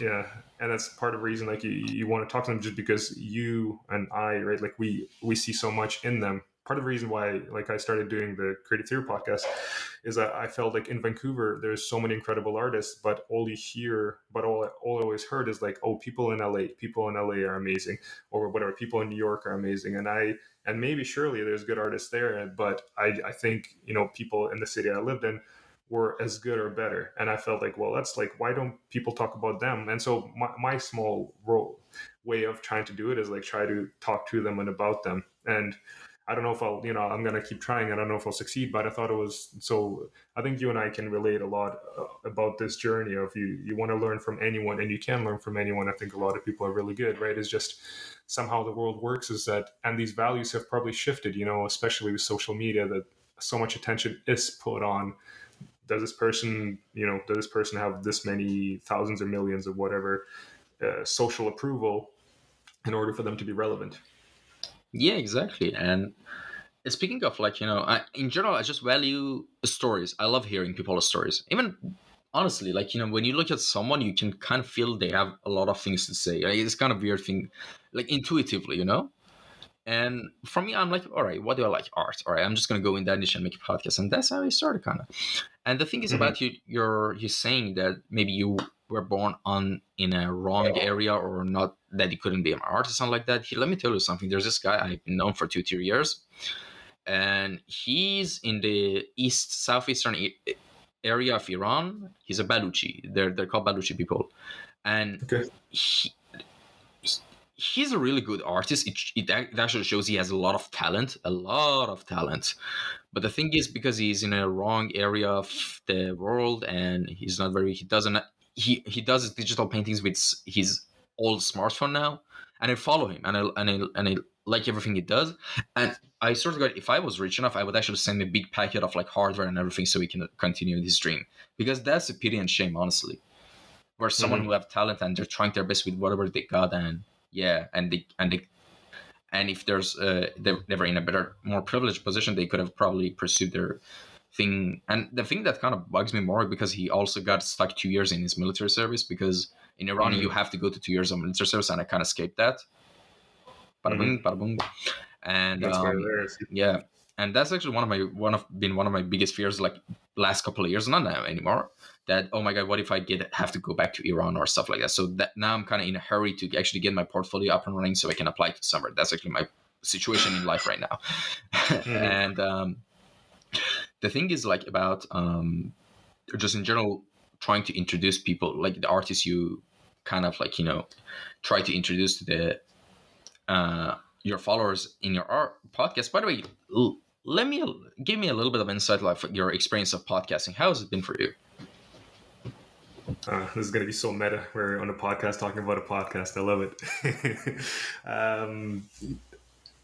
I've always been curious and social. So I think, especially curious. So I think that's where I was driven. I mean, it's driven by genuine curiosity, because I often look for answers within the art of why people do it and how they can motivate themselves, and whether, and maybe the big why of why do it sometimes. Because I feel like it's easy. It can be easy to get lost, whether you get discouraged or get lost because you question the reasons why you make it. Because if it's a commercial reason, okay, you get it. But not all of us, even you're saying, you don't always make art to make money. But if I think it's depends on the person, but I think there's ways where you can lose that. And anyway, so for me, it was always interesting of like why people do it, how do they do it, how do they get good, how do you get good when there's 24 hours in a day and you got to make a living, especially if you don't work in art, or if you do work in an art job and you don't feel like you're progressing, how do you do that? And there's so many unknowns, and there's plenty of schools, but I don't think that's often taught. And sometimes you listen to a podcast with someone successful and they may not even talk about what it actually took. And maybe it's because they took it for granted, or because it was so natural to them that they went through that experience to where they got, but maybe don't think of it as special. And maybe they got perseverance. So all these questions that I don't have answers to, part of it is just, me being curious to see if there's answers. So that's kind of how I got it. But the other big reason was, like I mentioned, I felt like there's a lot of really good artists around me that I didn't feel like they were getting the recognition that they could. And I, in my own little way, I'm not going to be famous. Again, art is a niche. So, or not even about fame. I don't know if I'm going to have, a lot of following, but I would love to try to build a platform where, people that I know, that maybe, if a couple of people find out about them, maybe one of them is going to be an employer, maybe one of them is going to be an art collector, maybe one of them is going to buy a painting from them. And I think as a community, we can both cross-pollinate and encourage each other and find, introduce people to you or to your followers and to your guests, so that, again, like more people find out about one another. So it's been my goal. And you're asked about my experience with it.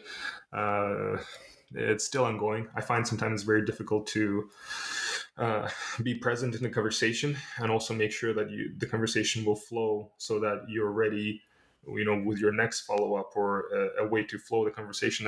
And I think that you can only learn that by doing it and listening, because most people who listen to audio programming or TV, that in entertainment, people don't tolerate long pauses or long silences. You know what I mean? Like, we're so used to media being a certain way that I think to be a good host, I find, or I thought, I'm trying to work on, is being able to not only listen, but also know how to divert or the conversation somewhere, especially if you think you can get something out of the person you're speaking with. I find it, what you're saying, how you can learn from anyone, but sometimes not everyone's willing or as good as sharing. Some people may have amazing thoughts and knowledge in them, but they may not even realize they have it until you ask the right questions, right? So some people, because a lot of artists are not very, they're more introverted, they may not be good at speaking. So again, as someone who's like hosting and you want to get all this wonderful information out, I think you really got to be listening properly and trying to find like these triggers of like, okay, this person mentioned, off the cuff, they just mentioned that, you're saying, like, for example, like you're growing up lonely, but if you kind of off the cuff mentioned, you continued, but what if that is actually a really important aspect about you and who you've become as an adult, because it affected you so much. So I think on the other side, like when you're trying to create an interesting conversation or learn about someone, like you really have to pay attention to these little bits, because maybe that's the important part, and maybe that will force the person to talk about something else that happened to them, which in retrospective could be very important, right? So it's like it's difficult. I still find it difficult to be actively listening and knowing when to go where. Maybe I don't know if it's obvious from this conversation or kind of from this podcast. I generally overthink things a lot, and it's a bonus. It's a good thing and a bad thing in me, because I think sometimes it maybe could get me to ask the right questions, find the right answers, but sometimes overthinking is too much, because simplicity is key. Yeah, definitely. And here's the thing, like about the whole long pauses and everything. I don't remember even once listening to, like, sitting somewhere and listening to podcasts. No one does it. You listen to podcasts while you do other stuff, Yeah.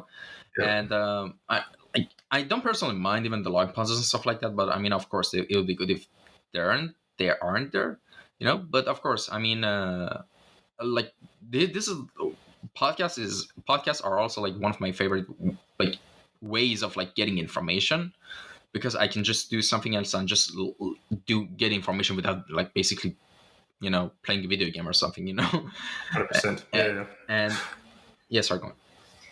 I was gonna say I agree with you, and that's not to say that that's right. It's just a pressure that I put on myself, and maybe it's unnecessary, because, like you said, when it's a real conversation, people pause because it's a real conversation. You want to think about something before you say something. It's actually like what you're talking about, because you want it to be as natural as possible. maybe you shouldn't control the flow because it is as natural as possible. And I think what's, with the evolution of podcasting and, probably from, I forget the name of the comedian in LA who started this Joe wave of Rogan? podcast. No, even before Joe Rogan, there's another. But Joe Rogan definitely made it popular. But this idea of conversational, long form, where you feel like when you listen, you feel like you're just kind of sitting next to them, like you're at a bar and you're just listening to someone chat for a long time. But there's someone, I forget the name. The There's another guy with the sunglasses and kind of curly hair. I think so. Maybe that's it. I mean, because before, Wait, I I remember forgot his listening name to too, but I kind of know what you're talking about. Yeah. Even listening to Adam Carolla before, and he was mentioning someone. Anyways, but there's been plenty of people who kind of started it, but I feel like ever since kind of the inception of it, this I think the reason why the medium is successful is because it makes you feel like you're listening in on someone's in-depth conversations, and like you said, you never had this ability before, unless that's just something you only did with your friends, but. To really get truth and honesty out of people, I think it has to go on for a long time. And, you have to get through the first 30 minutes of kind of formal conversation to then get someone to just start talking about these random left field things, right? Like you and I just talked about dropped on a couple philosophy subjects and then being in jail and on an island. Sometimes these topics can reveal more about someone, but it's not that you're not going to start the conversation that way. I think it'll only take you there after you talk about things and it flows randomly, right? Or there's a natural, and you can't predict it. So I think that's the kind of the success from it. So this is a very long-winded answer to your saying about pauses, and I do agree with you. I think it's a pressure that I put on myself, but yeah, I think it just needs to be as natural as it is. I think that's where the value is. Yeah, exactly. And by the way, about the whole you not being able to compile your thoughts properly for the conversation. I mean, don't get me wrong. I always have a notepad on. Even I have a notepad in front of me, to get actually write the things that I don't forget. I always do that to keep the flow of the conversation. Yeah. That's a given. And even about the whole evolution of podcasting, you mentioned, if you go listen to my earlier episodes, you're gonna cringe. Do you know why? Because they weren't that bad, but it was more if you put all my episodes on a spectrum right now, it's kind of like this, from interviewee kind of dry things, not being able to communicate with, strangers that much, to kind of free form 1 hour of philosophical, random, kind of like that. So it's a whole evolution to make it actually organic and flowy. And I'm kind of appreciative for anyone who gave me the chance to actually practice. There were, believe it or not, there were people who kind of would refuse to come on my podcast because I didn't have enough followers. I that actually happened a couple of times, even early on, and kind of stunted my confidence a bit. But yeah, I'm kind of happy with the podcast because I learned a lot and I grew as a person, just learning a lot of stuff, along the way. And so many people say no to me, and that's and I think it's, and I don't. You're right. At the beginning, it's the things that I don't have expectations of why people would do it. I don't see why anyone would have to in the first place.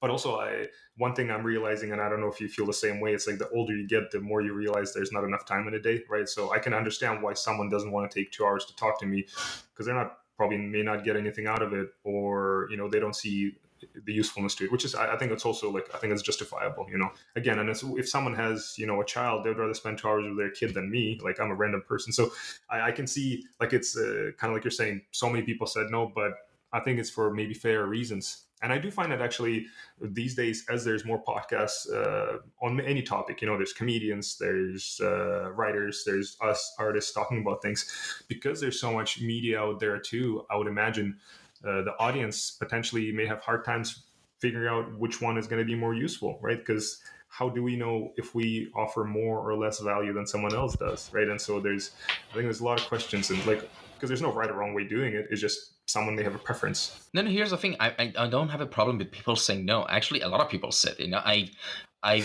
in my whole 2.5 years that I've been doing the podcast, I honestly have a notepad, that I've recorded everything. I've contacted 1,500 different people, 1,500 plus something. That's how many people I had to reach out to actually get to 157 episodes. Don't get me wrong, but I just don't like it when people is strictly for the reason that I don't have much clout or something. Yeah. And the weirder than it is all right, I'm not gonna get into it, but it's just a few people are just, let's just say weird. Let's leave it at that. Yeah. And Yeah, so actually speaking about artists and just podcasting a lot, who are some of your favorite artists who inspired you? Oh man, so this may be like an answer you have heard many times, but I think for craftsmanship and the fluidity and efficiency of brushstrokes, John Singer Sargent and Joaquin Bastida Sorolla, or Sorolla, I don't know, Sorolla, I think is how you say it because he's Spanish, but the classical impressionists of 20th century. Yeah, I should know my art better, but yeah, I feel like they're actually no 19th century, but they're incredible. Um, Specifically impressionistic era, I think that stood out to me. And then you got Repin and a number of incredible Russian painters, again of similar time. Because to me, I love that how they don't just copy life, but they it's an impression of life. And I think artists' vision comes through it more. And I think visually and aesthetically, that's something, especially lately, is something that. Is just really impressive. And sometimes it's not even that I would want to try to make something like that, but it's really inspiring. And I don't think that was inspiring. I was as aware of it when I was younger, early on, but I think as you start to learn art and painting, you can admire that art a lot more because you realize the skill that goes into it is insane. I think sometimes it looks too easy because of how good they are. Of course, Alberto Mielgo, insane rock star of animation of our age, who incredibly hardworking guy, who is I think a role model probably for a lot of people, because not only he can paint traditionally, he does digital work, does animation, and he's like won awards for his short film, which we all know how hard it is to make, alone a painting, making a short film, or on that level, because he didn't just make short films, but on like the best, probably one of the best out there. So he's very much an inspiration. And then on Instagram, I'm sure there's like thousands of people I'm following just because all of them are so good at it in their own way. And personally, because my interests don't just lie within game or animation industry, but it's kind of visual art as a whole. There's plenty of illustrators. I like Chris Turnham. I think he's from LA. They're a really, really cool illustrator. Kevin Dart. What's the name of the company? I forget, but there's too many to name, and I find that it's not one that I generally go to, and sometimes depending what I'm making, I would look at their work. But I think the first three that I started with are something that kind of will, though they're the artists, will never leave my mind because I know they're like at such high pillars. And then maybe couple more I'll mention is every time you go to a gallery, like I was lucky enough to go to Del Prado again in Madrid this winter, and you walk into the room. Again, my favorite room is like paintings of impressionists, and there's artists you've never heard of, but their skills are one of the best out there. And so there's so much inspiration out there, too much. Yeah, exactly. But the correct answers were the ones that popped into your mind first. That's the whole point of the question. You're right. And here's the thing. Oh God, what was I gonna say? I kind of forgot. See, this is what happens. Worries, that's how it goes. Yeah, here's the thing. What do you work? If there's no NDA involved, could you share with us, like the stuff you're working on right now? Oh, the type of project they are. Yeah, unfortunately, NDAs. The project I'm working on right now is I'm trying to think. I think I can say it's a pilot that we're making. We're working in Unreal Engine, which is something that excited me about this current company and the position that I'm in, Digital Dimension in Montreal, is because they're making animation in a game engine, which is a relatively new thing. But there's a lot of movement. There's Unity that's also picking up a lot of traction, but Unreal Engine is huge, and you see a lot of companies signing up and trying to do it then, because there's a lot of benefits to being able to do it real time for any department, whether it's animators or even layout artists. So yeah, we're working on that, but unfortunately the project hasn't been announced. I hope so this year. It's very likely that you're going to see it this year, potentially making the rounds, but I think that's kind of all I can say. And so I've been on this project almost a year, since last July, and we're about to wrap it up pretty soon. but it's been cool. It's been challenging for me just because it's been a different subject matter. Previously, I've been used to working in TV animation. I've been used to working for kids, for cartoons for kids, for younger audience, and so it comes. The style is different. Where this one is older audience, so it's been more challenging for myself to just are directed well and know how to are directed not only in visual direction but also just the technical small aspects of it. Like if you're drawing a car for a kids cartoon versus if you're drawing a car for a Batman movie, it's going to be a lot more fidelity and different mood and flavor, but it's going to be also a lot harder, especially if you're not used to drawing cars. So it's that kind of experience that I'm going through where, because my work 9 to 5 has been so, it's been leaning so much into stylized kids stuff, that once it came to doing something that was different, all of a sudden I realized like I'm not that great at it. And so I spent a lot of time during my free time trying to get better at it, and you try to absorb reference and absorb other media. But it's I love the fact that it took me out of my comfort zone, and I hope I'm doing the best I can with the artists that I got, and the team. The team is great, but the team that you have.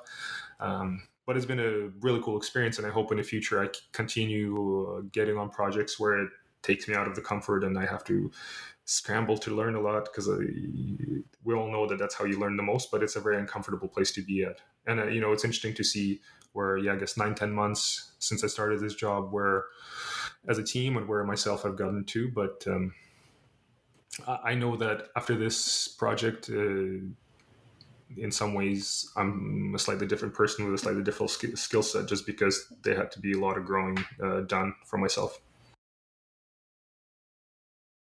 And well, here's the thing.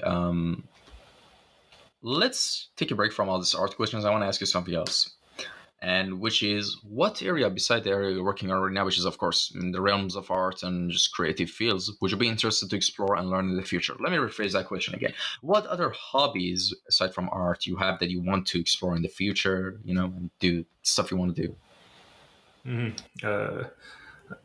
I'm still I find that I guess being a creative person, and I think a lot of artists can relate to it, is you kind of want to do all things creative, and that comes to music, right? I used to play drums. I'm learning bass guitar right now, and I don't know if that counts as an answer, but that's something I would love to get better at.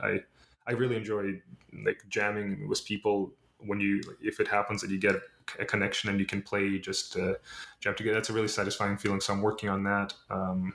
Love to read more. I mean, I love history, and I think I would love to be more knowledgeable about that. Actually, like, because you're born in Iran, like I was Cyrus Akurish, right? Was he originally from that area? Yes. And to me, like Cyrus, like what a fascinating person, and really brutal, but to me, like that part of the world and that history and how much they conquered, and like the level of sophistication that Cyrus brought his people to. That's all really fascinating. And just imagine, it's kind of scary, and imagining that tens of thousands of people were in an army marching into the different lands to battle out and murder each other. Like, but like as a I can't imagine 10,000 people in armor with weapons fighting. Like, what a crazy thing to have experienced. Like, it's terrifying, but those things happened a long time ago, and they happened on such scale that like it's so epic, and it's easy to look back on history when it's so long ago and not be emotionally attached to it. So I understand that like being excited about it may be a little bit too dark, but to me, like, that's fascinating. So as a hobby on its own, I don't know if it's a hobby, but just like being more knowledgeable about some of these things, that's really fascinating to me, just because these things happened. Like, it's crazy. Like just the stories you hear about this guy, and when they sacked cities, how brutal they were. It's I don't know, it's shocking, but also it shows you something about the people of the time and the hard life that people lived, and then you compare that to Genghis Khan, and if you compare that to I don't know, like Caesar, and then you see how all these different people, how much they affected the world and how they went about it. It's all too interesting, and I don't know much about it, but I would love to learn more. Here's an interesting thing about, like, actually history is a fascinating subject as well. Like ancient treasure is tricky thing. Like, if you actually have you dwelled into any history books or read any history about like ancient Iran and Persia? Persia specifically, and that's mostly through Dan Carlin podcast and Uh-huh. Daniele Bellelli History and Fire podcast. So from Assyria to Persia Hmm. to what's the other ones? There's Assyrians and there was I'm Mods, forgetting. It's either parts, yeah, those yeah, people. yeah, yeah, And yeah. here's the thing: like, actually, Iran was like the ancient Persia. I should say, it was the main like inventors of a lot of things that we still use. Like on like ancient, like in the southeast of Iran, in a city of I forgot the name, but basically they found animations. By and what do you mean by animations? Like imagine a vase, and on the vase there was four different drawings, and it was kind of like frames of animations. Like there's a And if you goat. spin it, Yeah, exactly. There's weird yeah. stuff, and even the first ever postal system. They were called chaparkhana, and we still use them for hundreds of years after. Like there was basically stables in the middle of roads. You give it a letter to a person to ride with the horse, and they go to a Mm-hmm. new stable and they pick a fresh horse and they go and go until they reach there. It's kind of like a postal office of those times. And That's incredible. Yeah. but the I mean, battle, Persian Empire was huge, right? So, yeah, and it's kind of a shame that I feel like, I mean, history is so vast. It's a shame yeah, that people don't know about it. But I feel like you could say that about many regions of the world, right? And how exactly. much it's unfortunate people Incas, don't know. Mayans, Aztecs, I love those.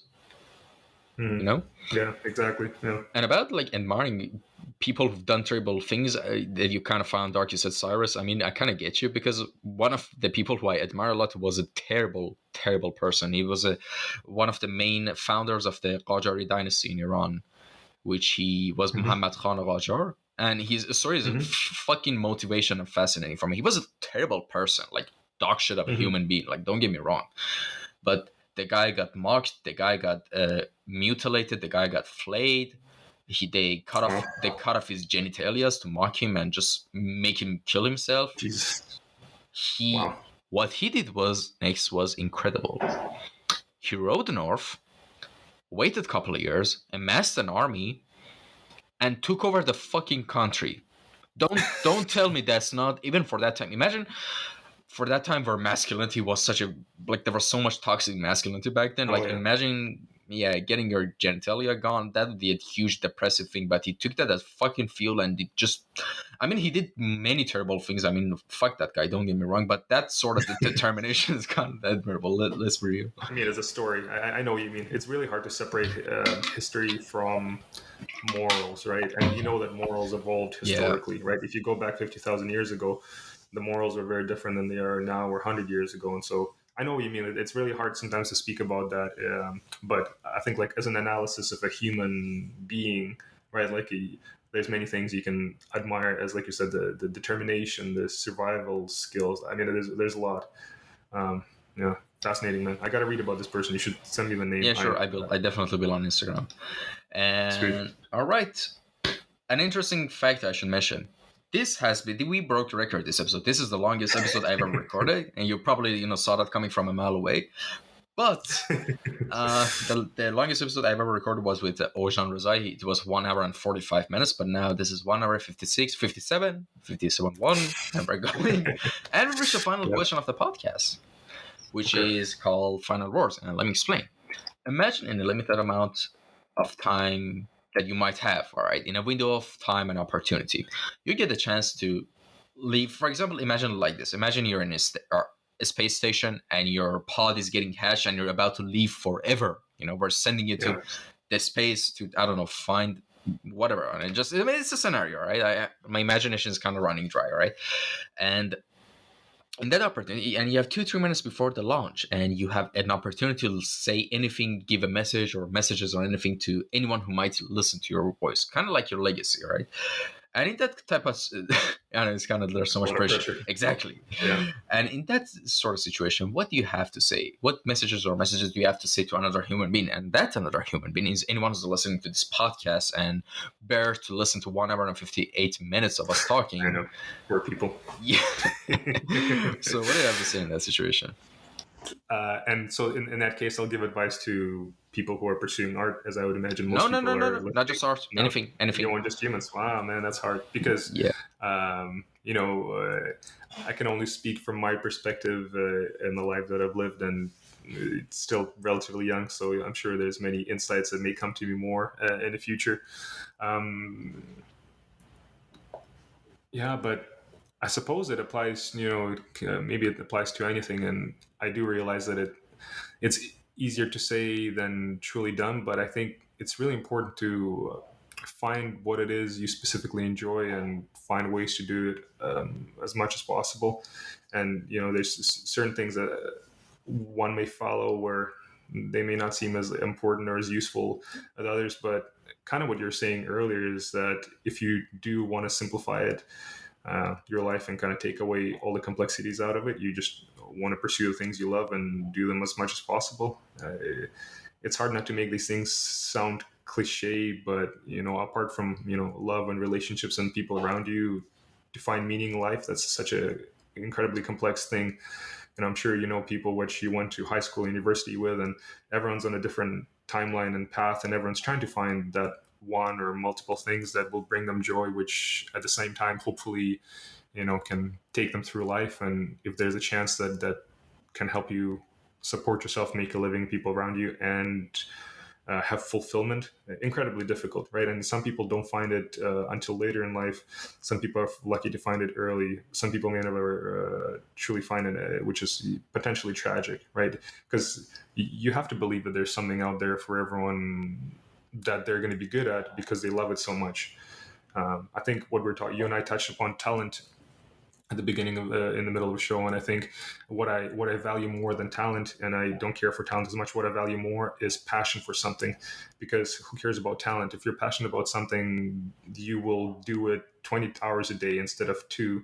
It's a passion that will and the desire to be good at something that will take you to the end. And again, and that's where I think some people may not be able to find that skill or that thing that they're excited about, which is really unfortunate. So it may not be as advice, but I suppose it's a hope. I hope that everyone is able to find this thing that they love so much that they're able to spend their whole life on. And you know, they'll never be great at it, but will continue pursuing it because there's no end until they die. And I think that can be a really beautiful thing.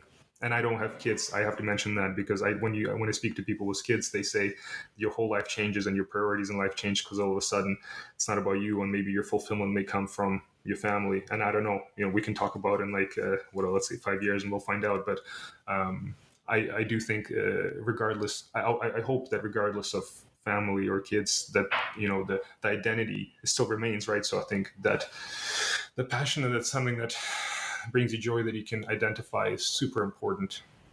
Yeah. Yeah, I mean, That's kind of it. yeah, thanks so much. And I mean, I kind of get, like, you know, about like from your family. I mean, I kind of understand that, but I don't think, like, maybe this is my personal opinion, but I don't think it's also healthy to find fulfillment in other, I mean, technically other people. I mean, of course, I mean, when you have Yep. kids, it's a whole different world. I get that, but you should always have that core within you too, so that your existence and your sanity shouldn't rely and be attached to other things and people, just in general. I mean, then the other things are then become bonuses, you know. It sounds very healthy. I completely agree with you. And I think, you know, the reason maybe sometimes you hear people having difficulties when they're, when they have kids, because they have no time for themselves. So maybe this what you're talking about, the ability to know yourself and what you love and not rely on other people, maybe that disappears. You know, we can hypothesize. Yeah, until we experience, hypothesize. Yeah. Yeah. But I agree with you. I think that the healthy way is being like knowing self, and then everyone around you only makes your life better. 100%. Yeah, exactly. And well, that's a wrap, people. The first 2 hour plus episode of Kouryer Podcast. I hope you all enjoyed it. And where can people contact you if they had any questions? Is our Instagram account okay if I put that in the captions, which I did? Yeah, I think Instagram is easiest. Yeah, Gazillia. Yeah. Just I'm probably most active there out of all social media. So yeah, if you want to say hello, all right. And well, wait, should I ask nothing else? I usually my outros are kind of different. I kind of forgot what they were. Yeah, that's probably it. Oh yeah, Thank you so much for coming by, and thank you to anyone who tuned in and listened to this episode. I hope you all enjoyed it. As usual, leave a comment down below if there's any suggestions or feedbacks or anything you want, or any person you want me to invite later, or just anything in general. My DMs are always open. I'm not busy. I'll read them all. Don't worry. And that's about it. And take care, everyone. And if you enjoyed it, have a good day. Bye. Thanks a lot. Bye bye. Bye.